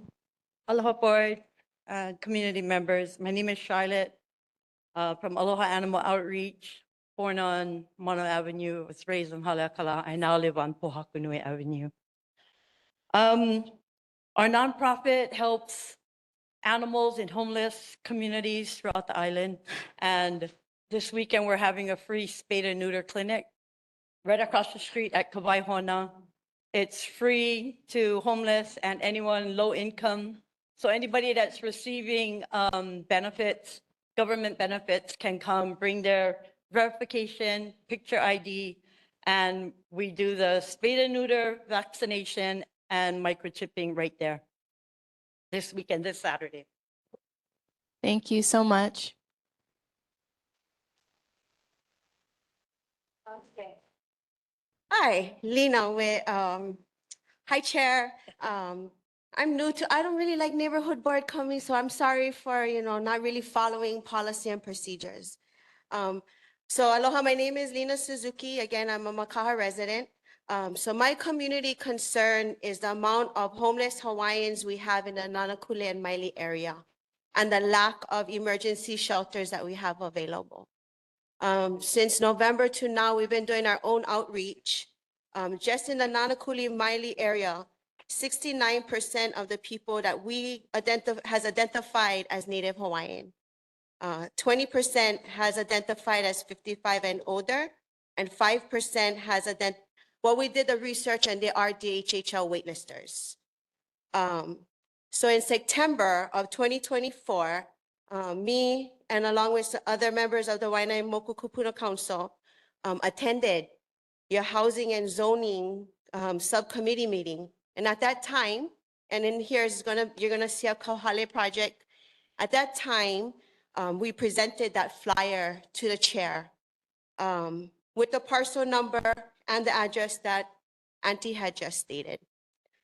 So if you guys not familiar with the Waianae Moku Kupuna Council, we started organizing because of the issues that we have in our community to try and find solutions.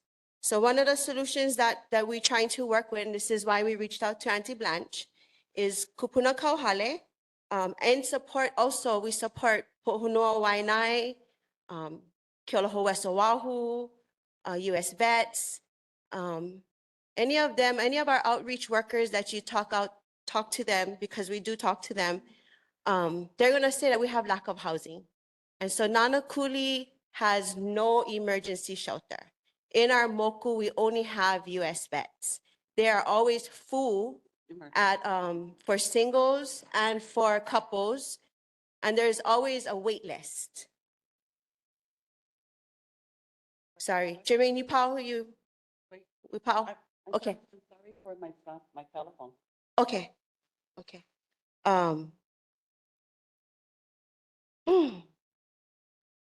Hold on, yeah. Okay, since meeting with the subcommittee in 2024, I had gone on social media and identified that they knocked on the house and that they dropped some dirt there. The dirt is contaminated. There's broken glass, there's broken vapes, there's golf balls, there's broken bottles. And you can tell, for some people, they may think it was the homeless that did it, but you can tell by the way that soil looks that it's dirty, contaminated soil that was dumped there. And since then to now, nothing has been done to look into what's happening on that property and why that soil was dropped there. So I just wanted to invite everybody to the Waianae-Moku Kupuna Council. We meet twice a month at Pokai Bay, second and fourth Thursday, 9 o'clock by the girls' bathroom. And then I'll go ahead and give this to you guys. Mahalo. Mahalo. And you're welcome to also bring your concern to our housing and zoning. Yeah, thank you so much.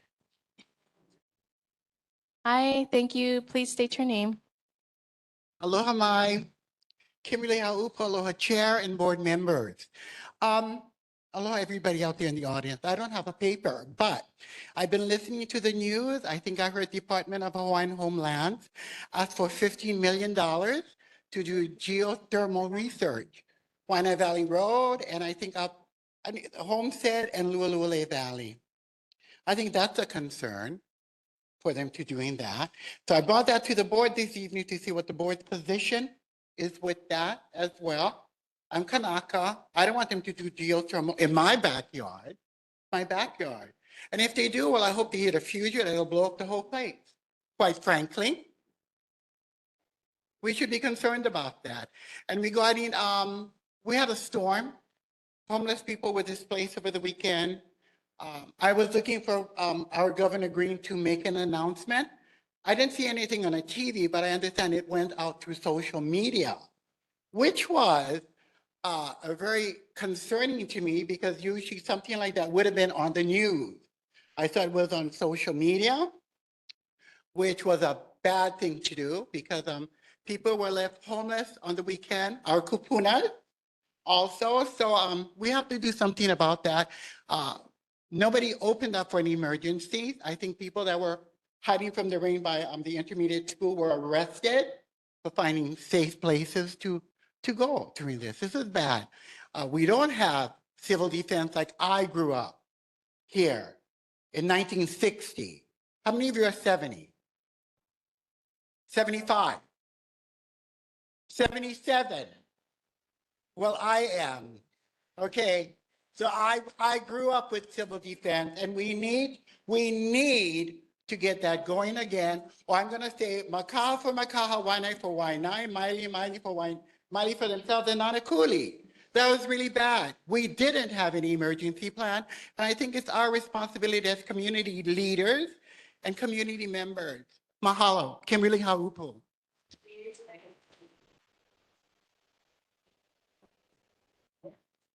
Mahalo. Any further community concerns? Yes, and we'd like to engage with all of you in our committees. So please see if you are not sure of which committee to attend. On our agenda, we have our committee where they meet and what days they meet. So you're always welcome to attend to discuss that further for it to potentially be an agendized item later. Next on the agenda, we have military state official monthly reports. Army Representative, Lieutenant Tichy.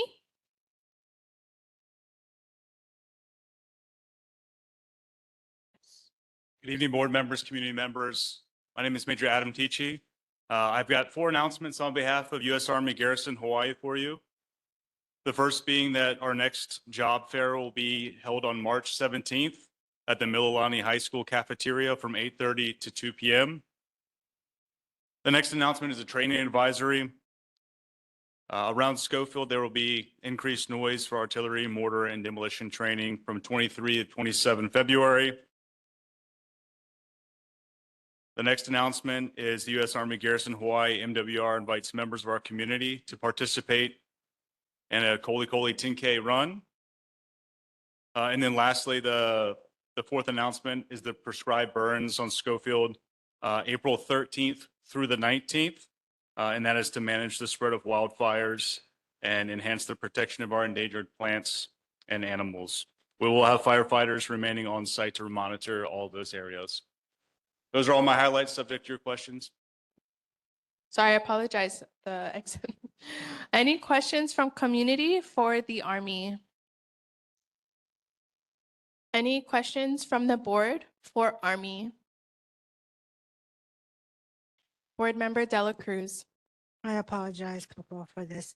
My question is, I've been seeing a lot of movements with the soldiers and the trucks.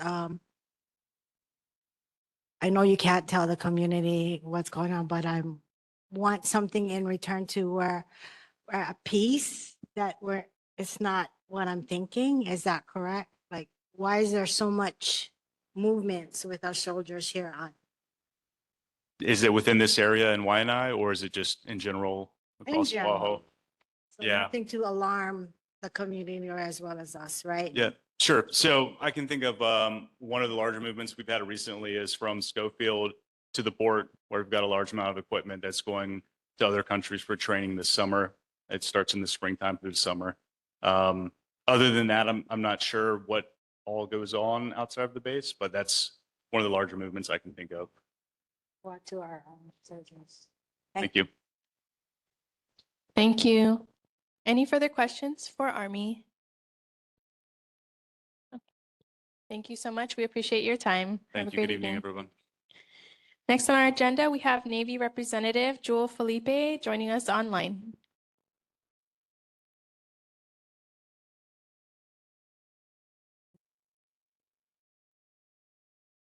Well, can you guys hear me? Yes, we can. Okay, right on. I did send in my slides. Are you guys able to pull that up? Yes.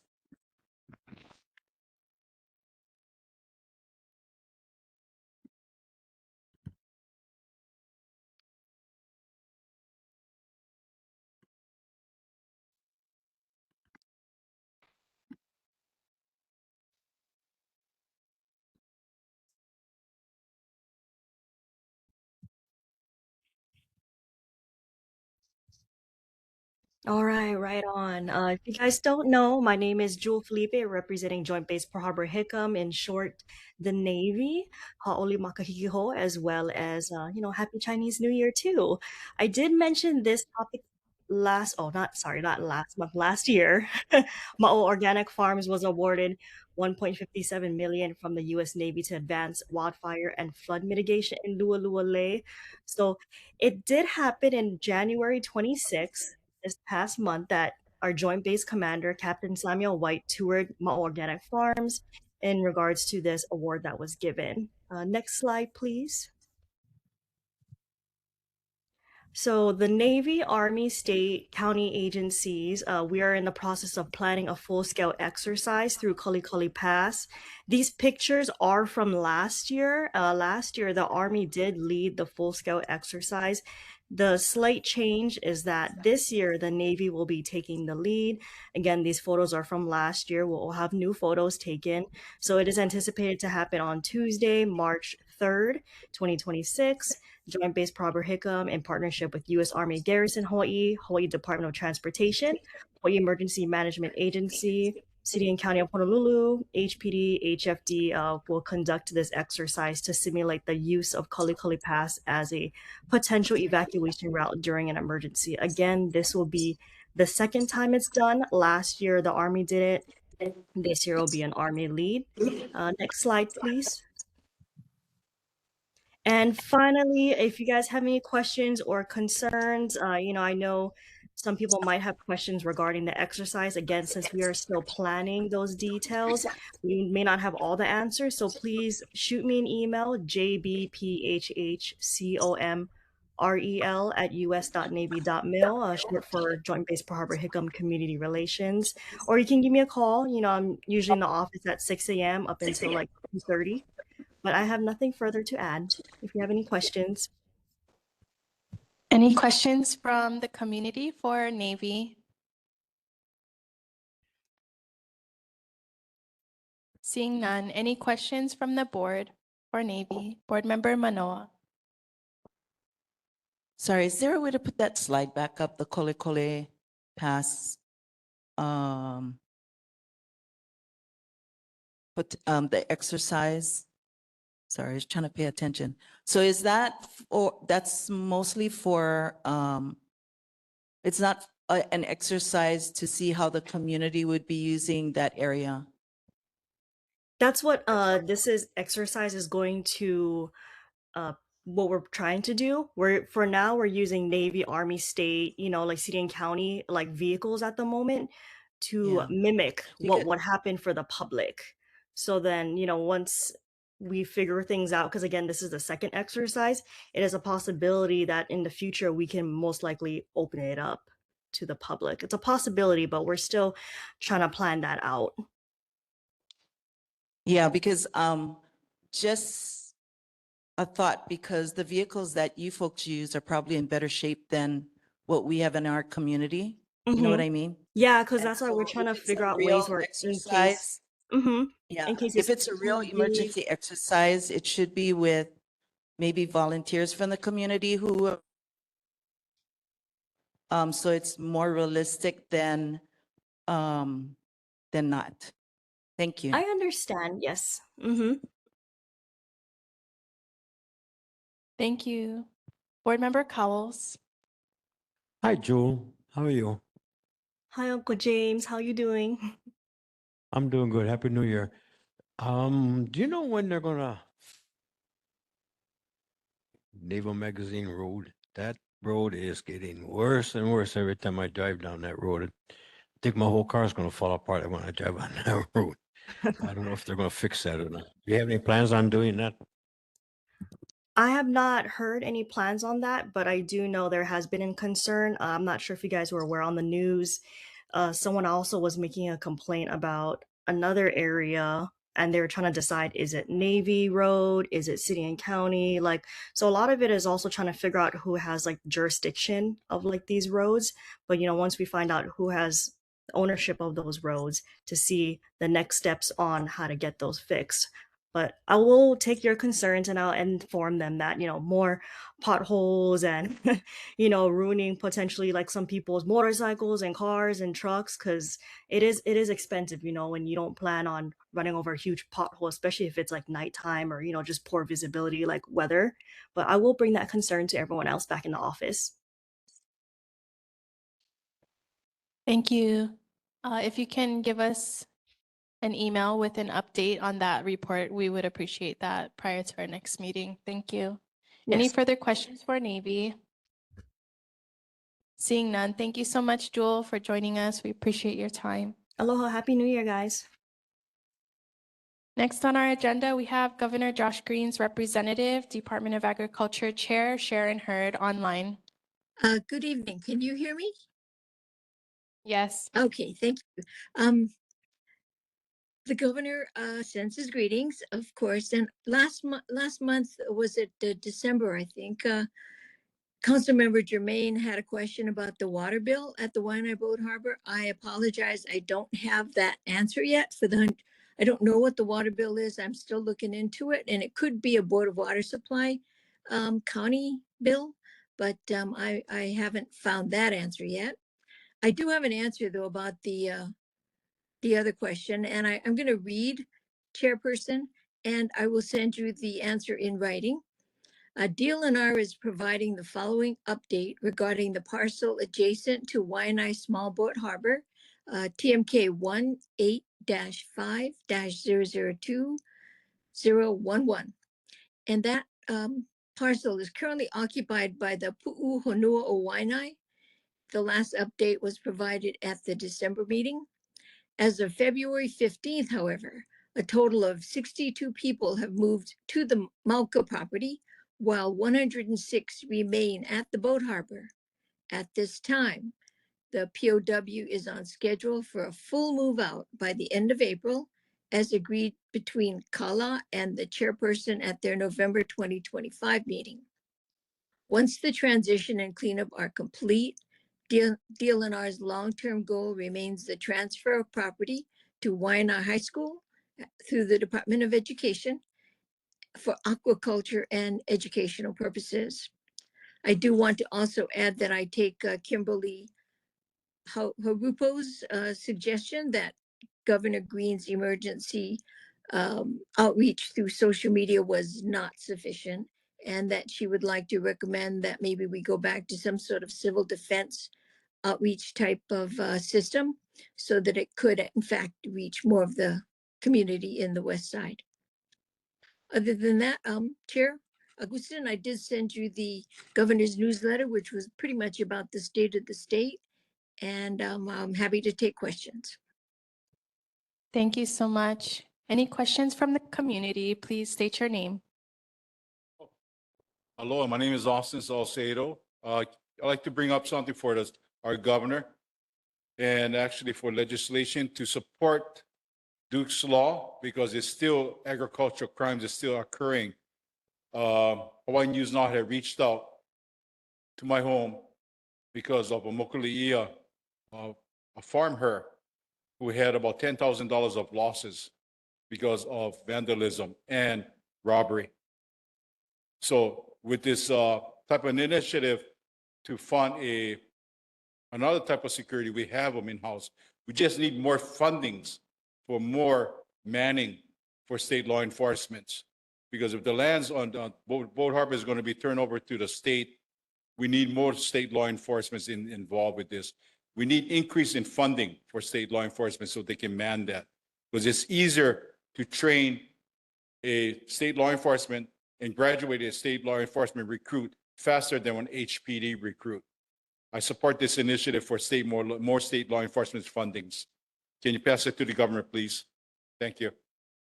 Austin, I will, but the governor, as you know, funding is only released from the legislature.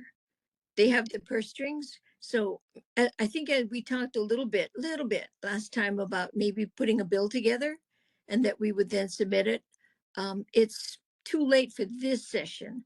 Maybe next session we can come up with a funding, but for the 2027 session. But the only one that has funding is through the legislature. I will talk to Director Lambert, and you know him well as well, and see if he has any funding for supporting the resources for the west side. I appreciate that because we have a lot of state lands over here. Our schools is on state lands. And part of our beaches on the 96792 is state. So there'll be more of an initiative to have these fundings all put together for the following year. I appreciate that. Thank you. Sharon Hurd. Thank you. Thank you. Any further questions from community for the governor's office? Seeing none. Any questions for the governor's office from the board members? Board Member Myers.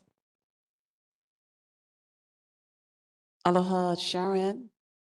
Hi, Can you hear me? I can hear you, Jermaine. Member Myers. I'd like to, I'll email this to you, but I'd like to share with you my comments that I'd like to address to the governor, as well as a question to the governor regarding his recent statement that he canceled his trip because of the situation with Lieutenant Governor. So regarding Lieutenant Governor Sylvia Luke, I believe it's important that we separate allegations from established facts. The contributions in question were returned, they were not spent, and there have been no criminal charges filed. Campaign reporting errors, if they occurred, should be reviewed through the proper legal channels. It is also a matter of public record that this donor, Mr. Toby Saladam, contributed to many candidates across federal, state, and county races. Accepting a lawful campaign contribution from someone who is later investigated does not automatically imply criminal conduct. In Hawaii, we believe in due process and fairness. Investigations should run their course and conclusions should be based on evidence, not speculation or political pressure. So for your information, Governor Josh Green himself accepted 2 donation checks from Mr. Toby Saladam. My question is, did Governor Green spend the donated funds or did he return the 2 checks to Mr. Toby Saladam? Please let us know next month. Mahalo. Thank you for the question, Member Myers, and I greatly appreciate that you're going to email that question so I can get all the details down. Thank you. Any further questions from the board for the governor's office? Thank you so much, Chair Sharon Hurd, for joining us online. Oh, we have one more question from a community member. I see Johnny May Perry. So Johnny May Perry, normally we go to community first and then to board. Sure, I can wait. I'll wait my turn. We're done with board. Now we're having to go back to community. So in the future, when it's communities open time, if you can raise your hand then, thank you. I can wait. Now I it's can your wait time till to share. Okay. Thank you. Okay. Thank you, Chair. Johnny May Perry. Sharon, I concur with Jermaine Myers. I think any elected official that received from that donor should be investigated, but I think that comes under campaign spending. But I agree, they need to be investigated as well to see, yeah, that's my concern. Thank you. Thank you, Johnny. Thank you. Any further questions or concerns? Seeing none, thank you so much, Chair Sharon Hurd. Moving on to our next agenda item, State Senator Samantha DeCourt in person. Aloha, Chair. Aloha, Chair and board members, Samantha DeCourt. Just wanted to reference Board Member Myers' question about how much the water bill is costing at the boat harbor, and it's $100,000 a month. So that's coming out of your guys' tax-paying money, $100,000 a month for the water bill at the Waianae Boat Harbor.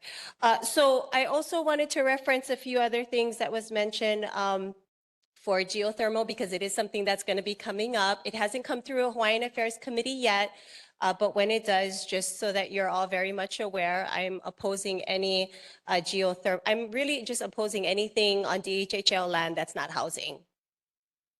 I think if we can just master that first, then we can become like maybe the jack of some other trades. But for now, if we can just fulfill Prince Kohio's mission and put Hawaiians on the land, that would be really great. So just wanted to let the board know about that. Also, I want to thank the governor's office that we, through our office, we did issue CIP funds for Elepaio Social Services. I know that's on the Waianae side, but we all benefit from their kupuna pantry and their keiki meals and things like that. So the governor did just release $600,000 in one CIP and $800,000 in another for their food emergency warehouse. So that's a really big thing. They're going to continue to serve the Waianae Coast, and I'm proud to get behind them in their support. Papahana o Kaiona, it's alternative learning school out here on the coast. Right now they're being housed up here at Kalani Ho'okaha in the KS Center, and we are in the process. DOE is in the process of purchasing their property on St. John's Road from Waianae Comprehensive. So I just wanted to let you guys know that we are moving forward and we are in the appraisal process. So that is moving pretty expeditedly. And then also I just wanted to echo what Chair Sharon Hurd had said. The move out of the Boat Harbor encampment is on track to move out April 27th. So my office is also monitoring the move out in phases. And as each parcel is moving out, the property up Malka is also ready to receive them as well. So everything is on track and everybody's moving and doing their part. So we just wanted to thank the community for those that have been able to go out and help. But we are also helping to support and facilitate that in the move out as well. But I'll go ahead and go over to questions for sake of time. Thank you. Any questions from community for Senator DeCourt? Seeing none? Board members, any questions? Board Member Cowles, Board Member Tector, Board Member Myers. Happy New Year. Happy Chinese New Year. Where is this property on St. John's Road you were talking about? I'll get you the actual parcel number, but yeah, I'll get you the address on that. You know where I live, right?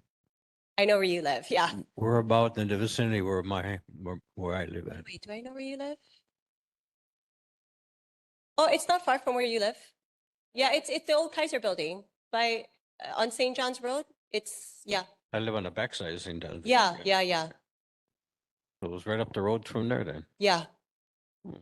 That's something Wait, new. so we go up. No, you're not on St. John's Road. Where are you again? St. John's. Oh, okay. That's part of St. John's, backside of St. John's. Oh, Road, okay. By school. Yeah. So it was right around that area then. Yes. Yeah, so it's actually been in the process of being purchased for a couple of years now. So DOE has been kind of slow to get things moving, but you know, we just come in and help to expedite the process. So it's a school that we really need right now. Papahana Okaiona is maxed out on their waiting list. And that's a program that has really worked for our kids that would just like more INA-based programs, a little bit smaller setting. So we want to get behind them in what it is that they're doing. So we've been very effective on education committee at the Ledge. We've been able to I guess, really work with DOE in asking a lot of the hard questions. And so if any of you have been able to watch any of our hearings or hear what's going on, right now is a very pressuring time for DOE, and they really have to start justifying the work that they are supposedly doing to actually start producing results right now. So we're working on that and hopefully being able to just expedite a little bit more results and not excuses. That's why I've been pushing for speed humps back there because we're getting a tremendous amount of traffic, and people don't know how to slow down on that road. Yeah, I think the city put speed humps, right? You want more? No. Oh, you We don't don't. want speed humps. We don't You have. want speed. Oh, you don't have. We don't have. Oh, okay. That's why I'm trying to push to get speed humps because we get too many people that use that road and they use it like a freeway. Okay. And with all the school traffic and the kids walking up and down that road is surprising. No child's been hit yet. Yeah. And with all the traffic, I think we need some way to slow these people down. Yeah, I would follow up with Councilmember Tupolo's office since that is a city road. And I believe she might have been having some discussion on it. I'm not sure. I know the city and county maintains that they just resurfaced our road in the back maybe about 5 years ago. The city and county resurfaced the road, so I'm pretty sure it's under city and county jurisdiction. Yeah, it is. Thank you. Thank you. Board Member Tector. Oh, Board Member Myers. Thank you, Chair. Senator, mahalo for the problem that she shared earlier about the school community council. We had the education chair committee I had attended, and Board Member Kawi was talking about Senate Bill 3334 for us to support. Mahalo for supporting Senate Bill 3334. I saw that it passed in Education Committee and that it's going to go to WAM now. So I'm watching for that hearing. But I was totally shocked at how many principals had attended that hearing, virtually and in person, also submitted testimony in opposition of removing the complex area superintendent, which is the problem. Why the community and parents never get answers, because the complex area superintendent blocks it from being resolved and doesn't take the parents and the community serious.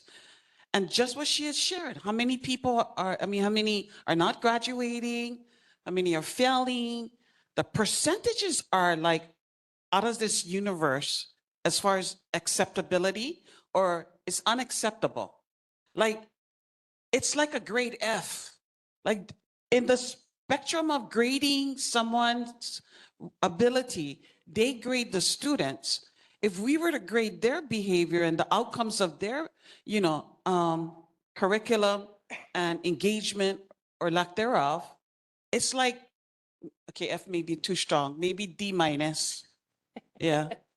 I mean, just on the CIP, that over $2 billion is just sitting there for many years, and our infrastructure is, falling apart.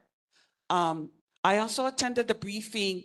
Man, you got to stay in those education hearings and briefings like for hours. It's just, I can't believe it, how long it takes just for Department of Education. And so I just wanted to applaud you for hanging in there, for, supporting Chair Kim, supporting Vice Chair Kidani, and for also being a voice of reason for our community. Because every time I hear you open your mouth, it's about our community. Well, this is what a parent has told me. This is what our schools are telling me. This is what I saw. So I've been monitoring education and transportation, housing last year, but there's not that much going on with housing. And so I just wanted to mahalo you for that. So just know that we're watching. Yeah, thank you very much. I did just want to share that, right now it's DOE structure is just too top heavy. You have too many superintendents, deputy superintendents. They're asking for more superintendents. They're asking for raises. They're asking for all of this organizational, operational staff. And yet on the ground, there's really no improvement, very little improvement. And so DOE really needs to start organizing their priorities, because just with the clear numbers that Carla has brought here tonight, I mean, it's worse than I think we realize that it is. And it would be beside us if we don't acknowledge the neglect that is happening here. And I know it's very uncomfortable for people to hear, and I know people want to believe that things are going to get better, and if we just give people a chance and we'll continue to hang in there, that maybe one day things will start to turn up. But I'm a real believer in things start at the top. And these are conversations that I have had with Superintendent himself. And at this point, there has been a very little to no change. And right now, as kids are graduating every single year, not really having the necessary tools that it needs to just get a basic job it should be very, very frightening for everybody that these kids are graduating without the basic resources and without the ability to, in some cases, pass the basic ASVAB test. Then we have to start restructuring things. And so this is nothing personal to any of the CASs, and we're not getting rid of all the CASs. We're just going to be reorganizing them. So this is nothing about taking away people's job. This is about improving a system that is clearly not working.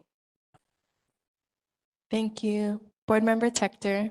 Hi, thank you for standing strong for 96792 and all that you do. There's some confusion with the DHHL for SB 2260. Basically, I believe getting off of the Hawaiian homestead list. Can we get some clarity? Or is it 2660? Yeah. And the people that receive their homes via paper, and I'm sure we discussed this, but they're going to be taken off the list, but they're still going to be on paper because the homes that they're going to receive, it's not going to be built until 2 years from today.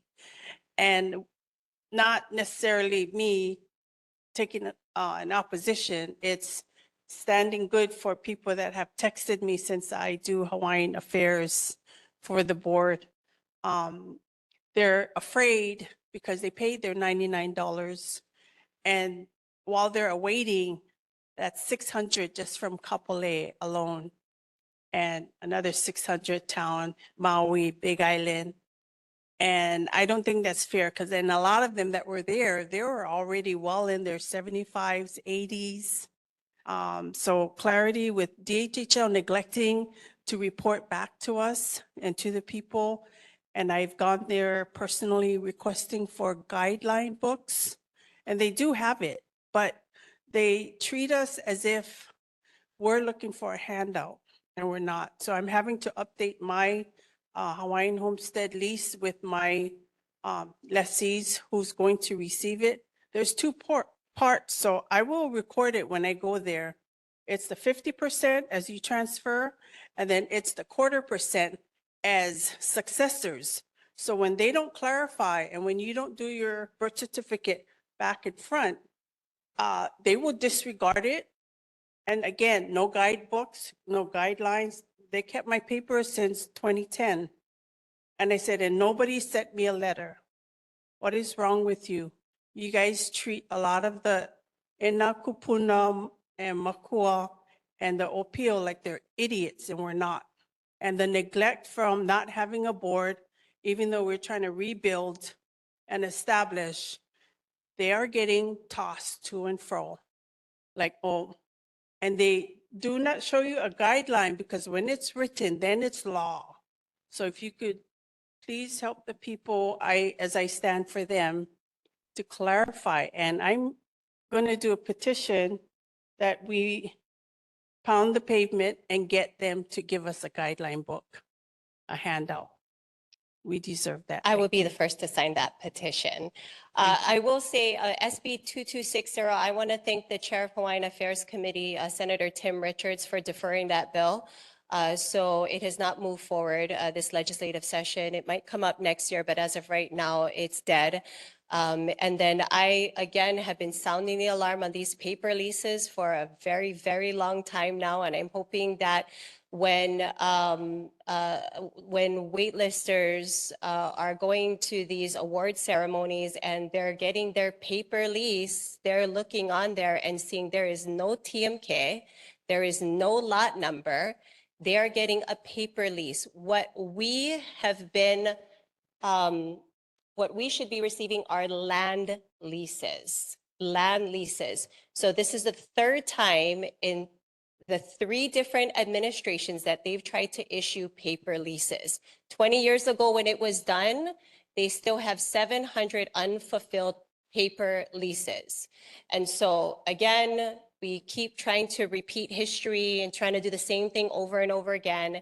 It's not working. And Hawaiians are being misled when they receive this award that this is actually something that they can move on in the very, very near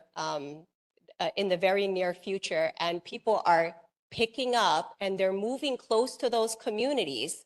So when their number is called, they're going to be close by, and then they can just move quickly. That is not, in my opinion, what Prince Kohio's vision was and his mission was. It is our constitutional right to have land so that we can live here in Hawaii. And then also, and that's why I'm very adamant about making sure that DHHL land is used for housing first and foremost. We can extend into other areas if if we start doing that. But yes, thank you. I would encourage you to continue to contact DHHL. I would contact them myself, but I'm probably not their favorite person. So you guys would probably get a call back faster than I would. But if there's anything that I can do to support you guys in the information that you need, please let us know. Thank you. Board Member Weaver. Senator DeCourt, I wanted to add or address Carla's what she had presented earlier and the concerns as far as support. As she's the chairperson. She's representing our community.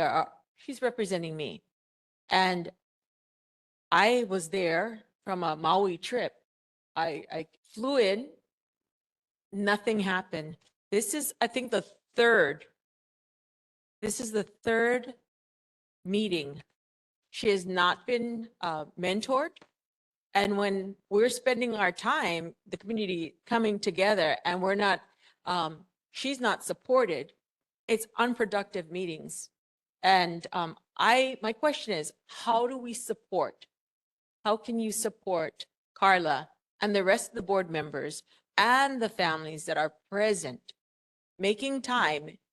Unfortunately, I had a flight the next morning and there was nothing accomplished again.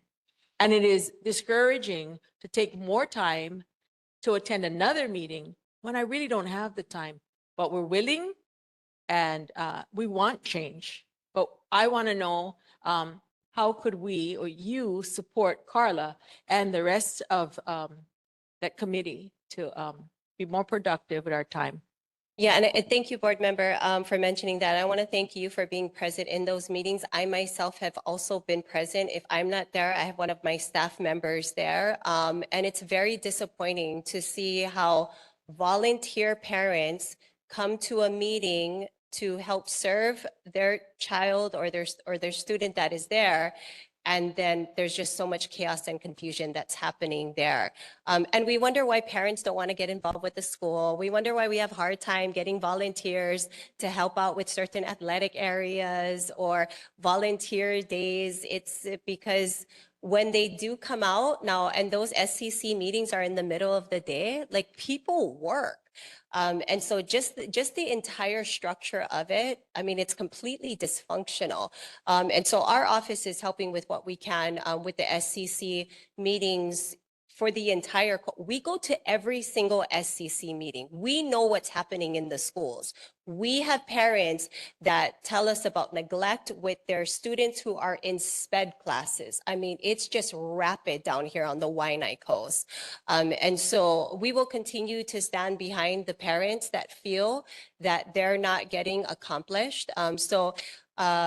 If you folks know of any other parent that needs that support or needs that guidance, my office is totally open and willing to help any parent, even if that means us physically going out, being there, being present in the meeting. But I've attended the same meetings that you have, and I want to say, for the most part, a lot of the Waianae Coast SCC meetings are run very smoothly. The one at Nānākuli, it's very dysfunctional. So we have to change that. And a part of that is ensuring that we have accountability at the top. So if the CAS is not stepping in and seeing that this is a problem, then I will just go above her, always. And so this is why it's important that we have accountability, is that so people can perform their duties effectively. So please continue to support our parents, our schools. We need a lot of help. We need a lot of, we just need a lot of help. So thank you so much. I don't want to ramble. Any further questions from the board? Seeing none, thank you so much for your time. Oh, sorry, Board Member Dela Cruz. Senator, I want to thank you for always being so beautiful in front. Oh, okay. Being present. From the things you had said, it really triggers me in my mind with the HHL, in the position of Hawaii Paina and being Kanaka Mo'ole. The style that you mentioned where the homes for our people is plantation style. That needs to get cut off. That needs to end just for us, for, like you said, you're right. We need to get issued our lands. Because no Hawaiians, no Hawaii. With the Board of DOE, please continue to do the pressure. I was for one back in the days that I had to fight to get my education. And the people that was behind me as a keiki back then was the teachers, was the staff. The board DOE, good paying, up there. You're right, top heavy. I'm not trying to cut them off, but the ones at the bottom, that's the roots. When we get the roots is solid, we get more of our keikis growing and our fruits grow better. So continue on. Thank you. Yeah, I'll just leave with this thought and then we'll end here. But when you have a superintendent that's making $250,000 and he's going to get an increase up to $400,000 in 2029, yeah, I expect excellence. I expect excellence. If you sign up for a position and you say that you can do the job, and then when you get into the job, what you do is make excuses, that's not okay with me. And so it's very, very important that we hold these people accountable. And if you can't do the job, then you just can't do the job. But we're not going to sit and wait for the next person just so happen to come through. If now is the time to resign, now is definitely the time to resign.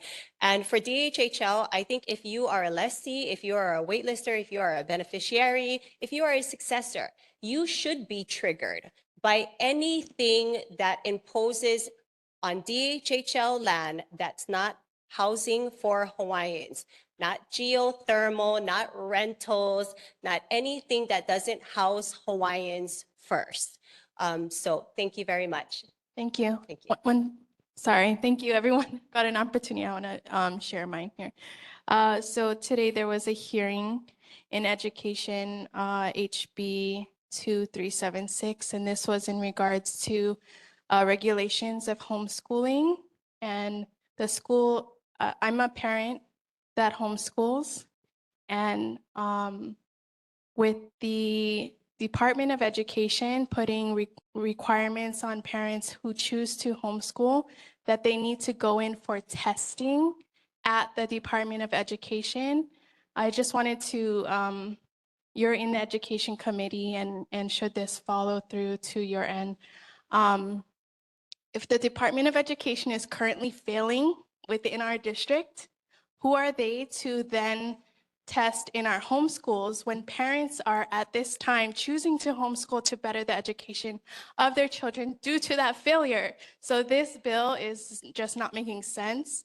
And so should that follow into education in the Senate, I just would like to ask for your support. And then additionally, on the news, there was introduction of rental for kupuna in Maʻili under the Department of Hawaiian Homelands. No information was provided to our board regarding that opening. And so we wanted to just put in a request as well, accountability for the Department of Hawaiian Homelands. When something is being discussed within our district, they come to our board and a request has been made to the department directly.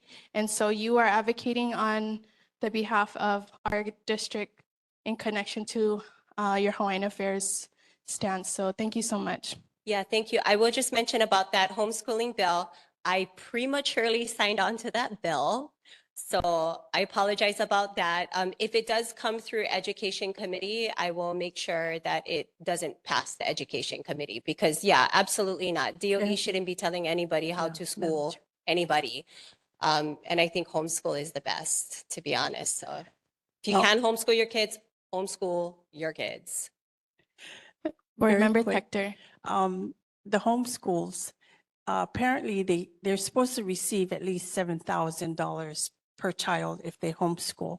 The school already gets 10,000. If not, it went up per child. And they use the homeschool students to take the test at the state of Hawaii level so that they can use that as part of their positivity in getting high scores. But the DOE is not giving the moms or parents the money they deserve for homeschooling because they got to pay out of pocket. So it's, and then the SCC, it's law. And they're basically breaking the law and causing confusion. So thank you for all that you do. Yeah. Thank you very You much. have a lot to take on. Yeah, so listen, thank you I'm here for it. I love it. I got lots of energy. Let's go. Thank you for being present in tonight's meeting. Next on our agenda, we have State Representative Darius Kila online. Hello, board. Happy New Year. Can you folks hear me? Yes. Okay, thank you. Wishing folks a happy New Year. So we are very much underway here at this session, and we have our last deadline before what is known as the last committee referrals. So this Thursday is the first lateral deadline. Bills with 2 or more committees that need to be scheduled or heard need to be done by Thursday for them to be considered for the last committee. So I am working on trying to get a head start on tonight's agenda, for Thursday's agenda tonight, because there have been robust discussions happening this session in transportation. And I appreciate all of your folks' support on the different measures that have been coming before the committee and working to try to address, I think, not just this community's pressing concerns, but largely, I think, across the state. There are continued discussions every single day that happen in this office from people across the state that are asking us to try and accomplish some things. I did send you, I apologize because this was something that was supposed to get to you folks, I think a couple months ago, but there was some delay in getting it. So if you don't mind, I just want to just briefly touch on what was emailed to you folks. Can you see this? Yes.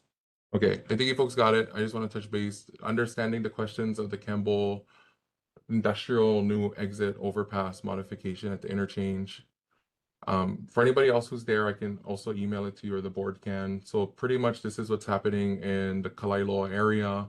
The interchange project started in the 1990s, and as we've seen it through with both HDOT and OMPOL, this is falling in line with the master redevelopment also of the Kalailoa Harbor Master Plan, as they're going through that as well right now to try to make that work.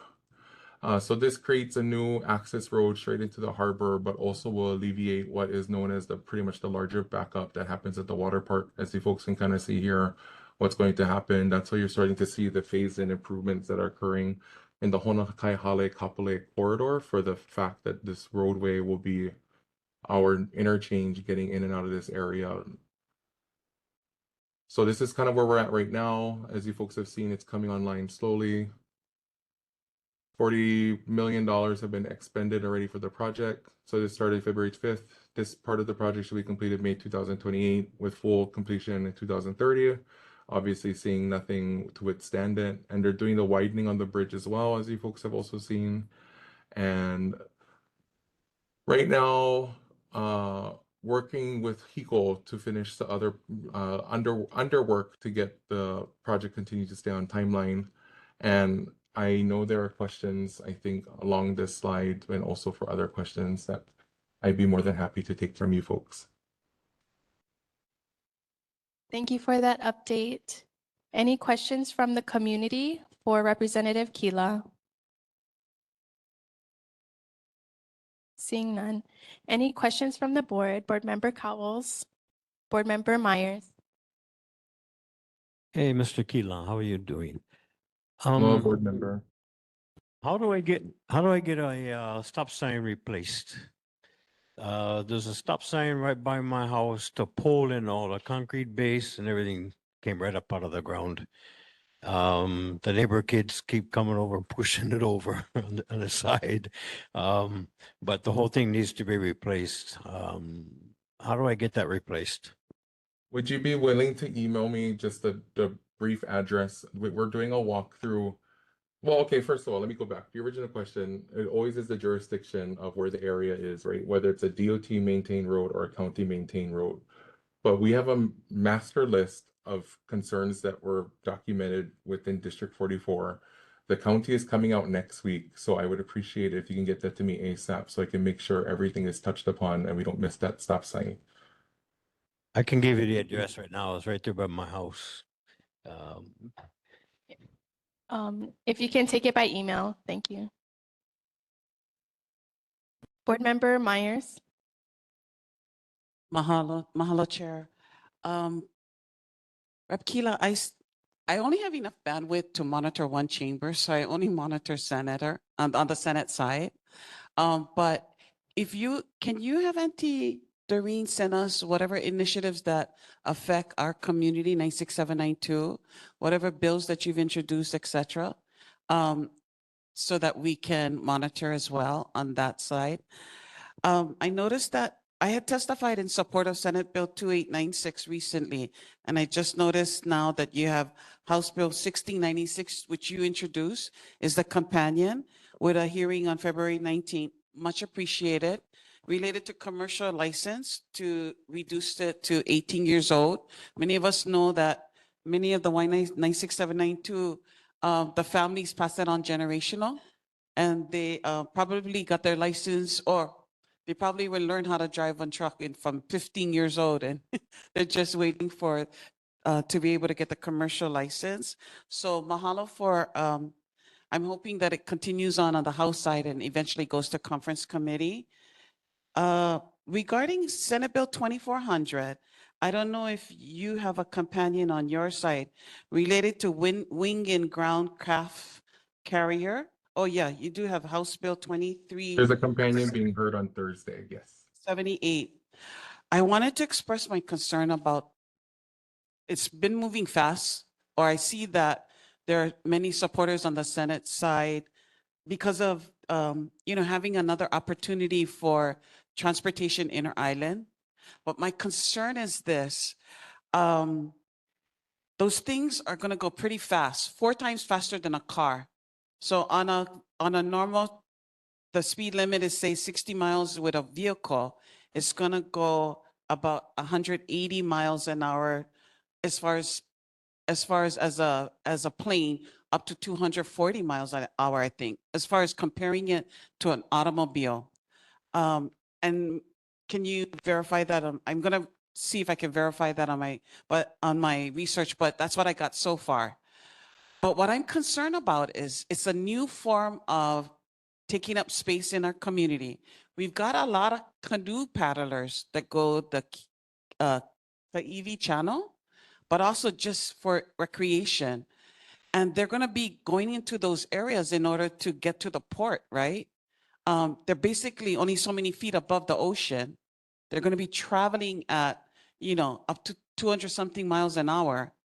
To hit a canoe, to hit a kayak, to hit a boat, is, the ocean out there right now is for our ocean vessels. I'm just concerned with this area of vessel that people are not aware of. They're not getting the memo of the legislature. Like, how are they gonna, what is the pathway that this airplane is gonna go through? Because currently we know the airplane is in the sky, not right next to our ocean, right feet above the ocean. So that's my main concern, is public safety. And I wouldn't want you guys to pass it and then later on, oh, now we're going to propagate rules on how it's going to, because what I'm seeing it now is it's a green transportation, right? It's green. It's not going to access diesel, ocean, fuel, etc. That's my main concern. Mahalo. If I can, 2 to 3 things, it was last year, we tried to have the same amount of staff that we had previously before committee chairmanship, and it was a rough ride. So we've brought on more folks this year, but I will tell you, and it's a double-edged sword of Auntie Doreen having, and myself, of having more hands and then trying to monitor. So if you don't mind, I actually have one of my interns online. Her name is Isabella Lopez. She's a Keiki Caucus intern. She's a student at Waianae High School, and she's a junior. So her project is been, for wanting to get to know the community, is actually, she's monitoring both Waianae and Nānākuli neighborhood boards, and she has just been a joy to have with us in the office. And then I believe with you folks in there, I have a Kamu Campbell, who is a Nānākuli resident and is also a UH intern in my office this session. Akamu has been a welcome addition as well. So there is a draft kahea that will be going out to you folks tomorrow on the last set of bills that have been scheduled. I will try to do much more better on letting you folks know as we head into finance, judiciary, and CPC on the last lateral bills of concern. Akamo can tell you they just built a spreadsheet of bills that have any relation or juxtaposition to Hawaiian issues that may be of concern to community. And I'm hoping to get that out to you folks in a couple of days. Regarding the transportation hearings, it's totally okay. It's not it can be very boring, but it's important work. But I appreciate you just trying to stay engaged on the subject. And that one bill you referenced was really working with Senator Lamosal because she has the same issue in her communities of just working with people who just do not abate by the rules of the road. So this is our attempt to do some other exciting things. And to your last point of the bill you just raised, when I've chaired this committee, I've always said the position that if I set something, I'm going to pass it because I feel like there's a path forward and we only have so much finite time. So if I can add the difference in the House chamber, we have limit on bill introduction. So on the second year, you're capped at 10. I don't know how or why, and maybe it's my colleagues just love knowing that I love the subject work. There are more bills that have been referred to transportation this year than last year. So I'm working through, I believe I had almost 100 referrals to the Transportation Committee, and I'm trying to vet them as best as I can, trying to understand the different problems my colleagues face. So to your point on this one bill, sorry, so if I can close that. I've deferred bills more this year just to have the conversation. So I'm inclined to have the discussion, but I would be remiss to not share with you. I have the same concerns because I think what they're trying to accomplish is the challenge that places like Molokai have been facing to get passenger carriers there. But to your point, Board Member Myers, the technology is still has not been approved. It is, I don't know if it's putting out before the cart before the horse. And to your point, right, they're asking for exemptions that there are no other exemptions for in the state, and I don't know. So I'm interested to see what testimony will come forth on the measure because I do share some of that same concern that I don't want to open Pandora's box under the guise of trying to make transportation more accessible to our smaller islands like Molokai, and inherently we face another problem. So I don't know what's going to happen on Thursday, but I have that same concern as you. Thank you. Board Member Ayo. With it's the printed pictures that you have of the new part of the freeway that's gonna, it's phase 3B, I guess it's already done. How much is the federal government contributing to this particular freeway or roads in our state? Then how much of it is the state's funding for this? And when will the thing be completed, if it's ever going to be completed? That's some of the questions people ask me at this level, on the community level. That's about it. So I do have to be transparent that I believe when we actually drew down this funding, it was under the Bipartisan Infrastructure Act, and I believe it was 80 federal, 20% state. I want to acknowledge that our state folks with the DOT have been super successful of leveraging federal funds. And so I believe right now the cost to build the interstate that we've appropriated is $40 million, but I will get you a breakdown of what has been state match and what has been federal match.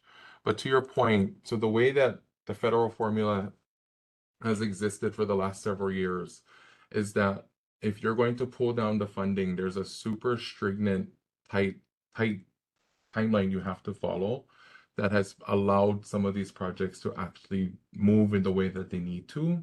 So they're saying for this project with no delays, it was to be completed in May 2028. But the full interchange, I believe, is set to be completed in 2030. But again, that faces no delays or whatnot. But because the federal funds are involved, there is a lot more strict timeline things that we have to follow as a state, which I think has been beneficial. So to your 2 points, I will double check on the funding that occurred for the interchange at Campbell. And if I can get an overall number of federal dollars that have been infused in our projects across the state, I will get that to the board and you as well. Thank you. Any further questions from the board for Representative Kila? Seeing none, thank you for joining us online. We appreciate Thank you, your time. board. Mahalo. Next on our agenda, we have Department of Hawaiian Homelands Representative Diamond Badajos.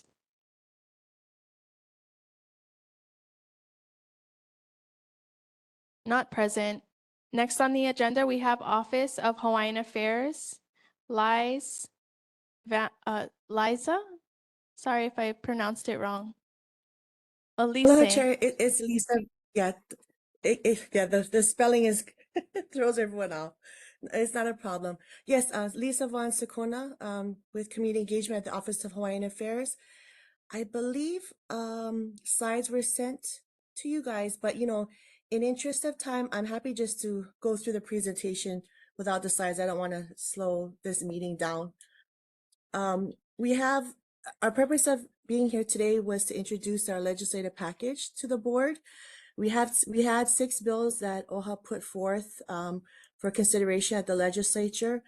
4 right now are still moving. One of which was relating to island burial councils. The bill that we proposed was HB 2104. It currently passed its second reading with an amendment, HD1. The purpose of this bill was to authorize OHA to provide stipends to reduce the financial burden on representatives for the Island Burial Council. We also asked to reform the quorum requirements based on the number of seats that are currently filled so that smaller councils can meet and make decisions even when some seats are vacant.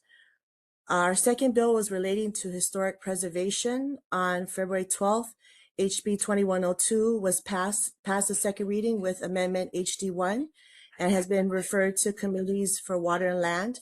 This was to address decades Hawaii law that required projects that are likely to threaten burials or other historic sites be reviewed by the State Preservation Division before construction began. This early review process allows for the identification of burials and cultural or historic sites before excavation so that avoidance and preservation measures are still possible. A third bill was relating to the Land Use Commission. On February 17th, it was heard, HB 2103, and it passed its second reading as amended, HD1, and was referred to the Committee, Judiciary and Hawaiian Affairs. This bill would mandate that at least one Land Use Commission member have expertise in water resource management and empower OHA to recommend candidates for the existing Hawaiian land use and cultural practice expertise seats. Our fourth bill was relating to commercial aquarium collection. HB 2101 is scheduled to be heard by the Environmental Protection, Water and Land on Wednesday, tomorrow at 8:45 a.m. This bill would permanently ban commercial aquarium collection while preserving the right to take fish for scientific and educational institutions and subsistence fishing. Our fifth bill was to amend the Hawaii State Constitution to prohibit live fire military training. This bill was referred to committee on January 28th, but has not yet come out of committee. The proposed question for the constitutional amendment was whether, let me rephrase that.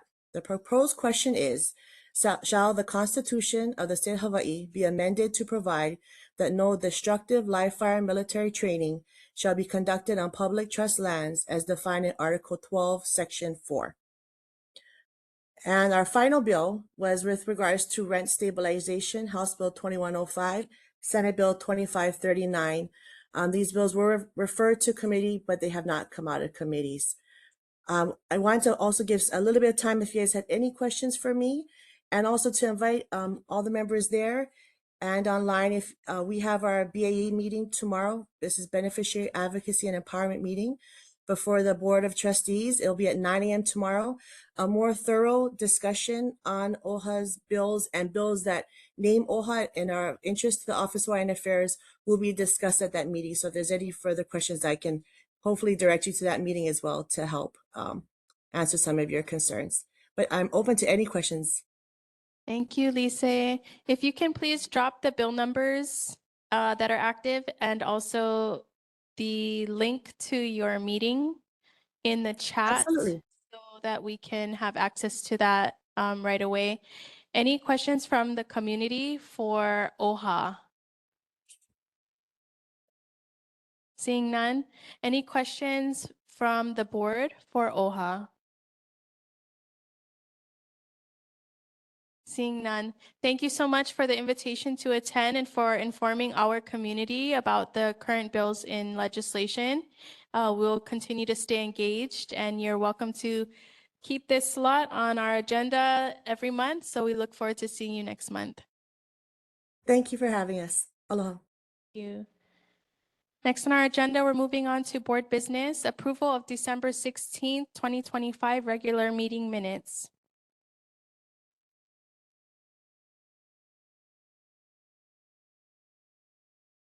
Do I have a motion on the floor to accept? So move, Chair. Motion made by Board Member Myers, seconded by Board Member Manoa. Next agenda item. Oh, all those in favor say aye. Any abstentions or oppositions? Motion carries. Next agenda item, December 2025 board member attendance at community meetings and/or public hearings.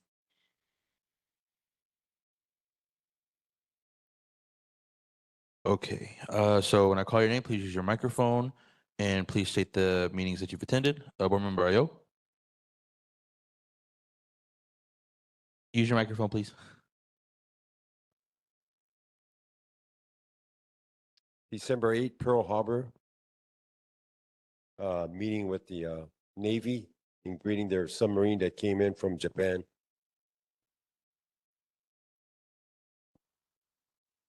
Board Member Tector. None. None. Board Member Cowles. None. Board Member Weaver. For December 2025, if attended any. None. Board Member Simpson.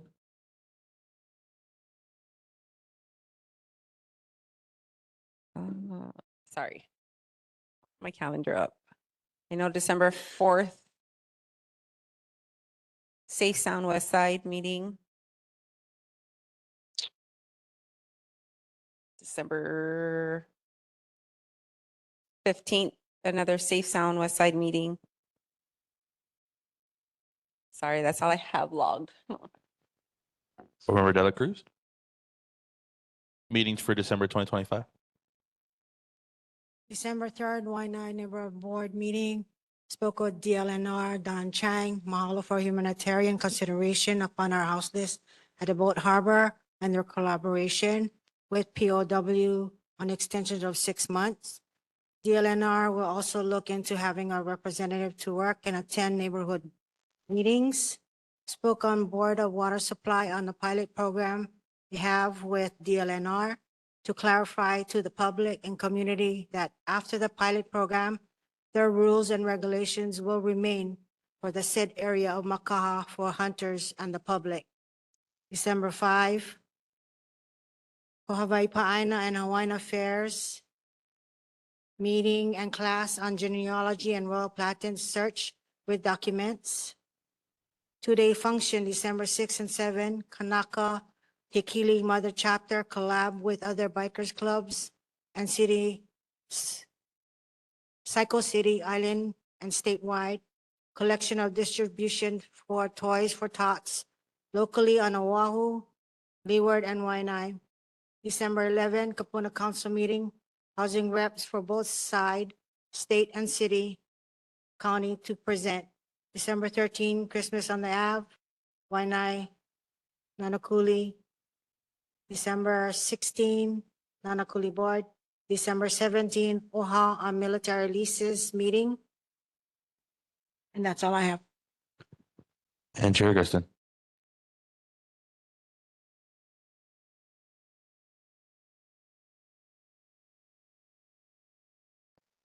My apologies. Board Member Manoa.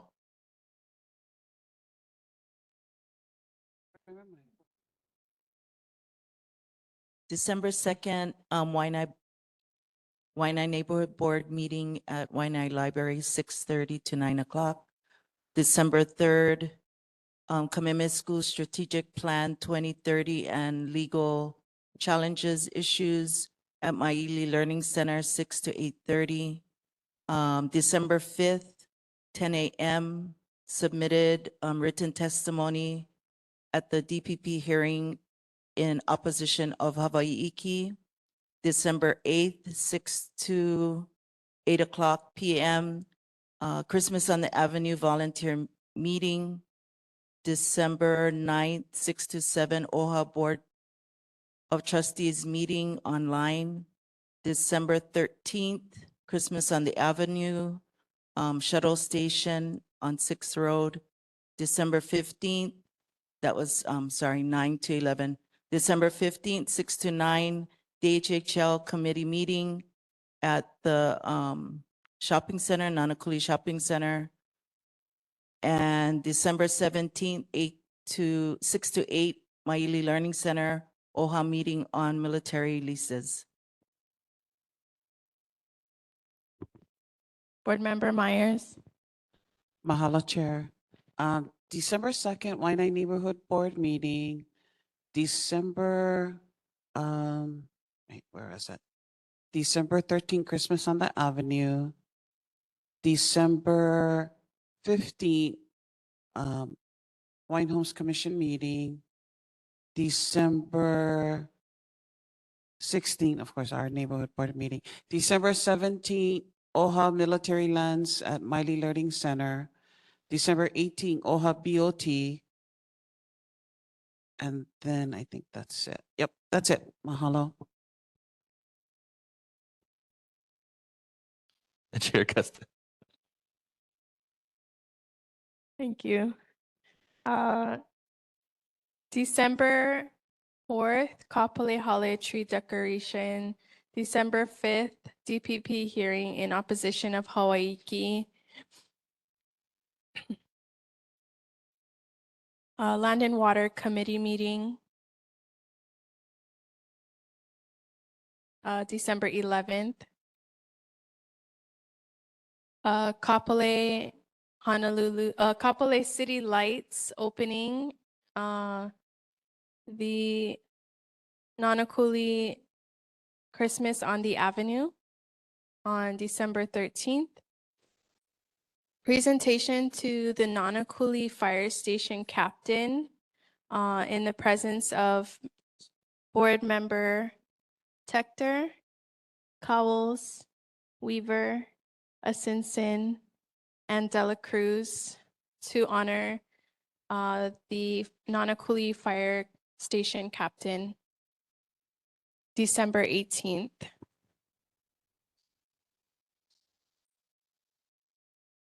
And that's it for December. Thank you everyone for listing all your activities and being active, especially during the holiday season. Next on our agenda, mahalo for participating in the Kapolei City Lights Christmas tree display.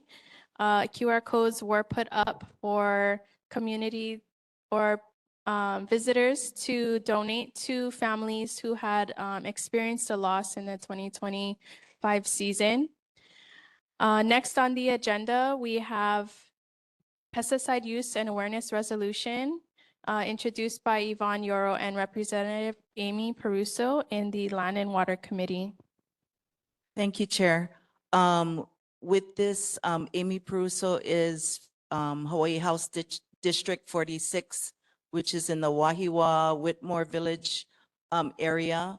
But with their resolution, this would also affect the entire state. So I'm just gonna do a snapshot of the resolution. So whereas the Hawaii State Constitution provides that the state shall conserve and protect agricultural lands, promote diversified agriculture, increase agricultural self-sufficiency, and assure the availability of agricultural suitable lands. And whereas the Constitution further mandates that the state shall provide for the protection and promotion of the public, promotion of the public health, and whereas restricted use pesticides, so RUPs, applied as fumigants. So there's certain fumigants that are being used in the area that affect not only the land, but the water and people in the environment that may cause cancer, respiratory illness, and nausea. And so I'm going to skip down to the next paragraph. Whereas Act 45, 2018 requires annual reporting of RUP use. However, applicators are not required to disclose key data such as time or application, dilution rate, or crop, making it easier to disregard label directions, effectively nulling FIFRA protection. And so what they're doing is there's certain applicators who are using pesticides in the area where they're not sharing data to the public on how they apply and when they apply this information. Some of the buffers that were required were like 100-foot buffer zones around schools and housing, but with, and they are supposed to take into account weather, so the wind, at times, those fumigants are spreading beyond the 100-foot marker or buffer going past miles. And so what is, I'm going to continue on this section, whereas general use pesticides, which cause serious harm to native pollinators and environmental health, are used widely in Hawaii, but remain exempt from reporting requirements, leaving their impact largely unmonitored and unchecked. And whereas the spread of invasive species such as the coconut rhinoceros beetle has led to even greater pesticides, despite the availability of proven sustainable alternatives. So those are not being used, but more of these unsafe chemicals are being used. Therefore, be it resolved that the legislature of the state of Hawaii prioritize comprehensive pesticide reform in the 2026 legislative session by requiring detailed pesticide use reports, strengthening reinforcement with meaningful fines and penalties, and reclassifying harmful general use pesticides.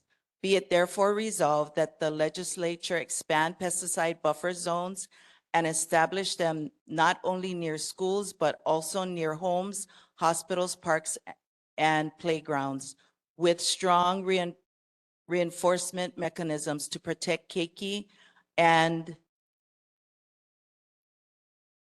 immunocompromised individuals. And be it further resolved that the state require regular soil and water testing to assess pesticide-related environmental damage and mandate that agricultural landowners disclose pesticide use, soil quality, and environmental impact when selling property. And finally, be it further resolved that the Hawaii Department of Agriculture, the Department of Biosecurity, and the University of Hawaii conduct research and emerging organic solutions.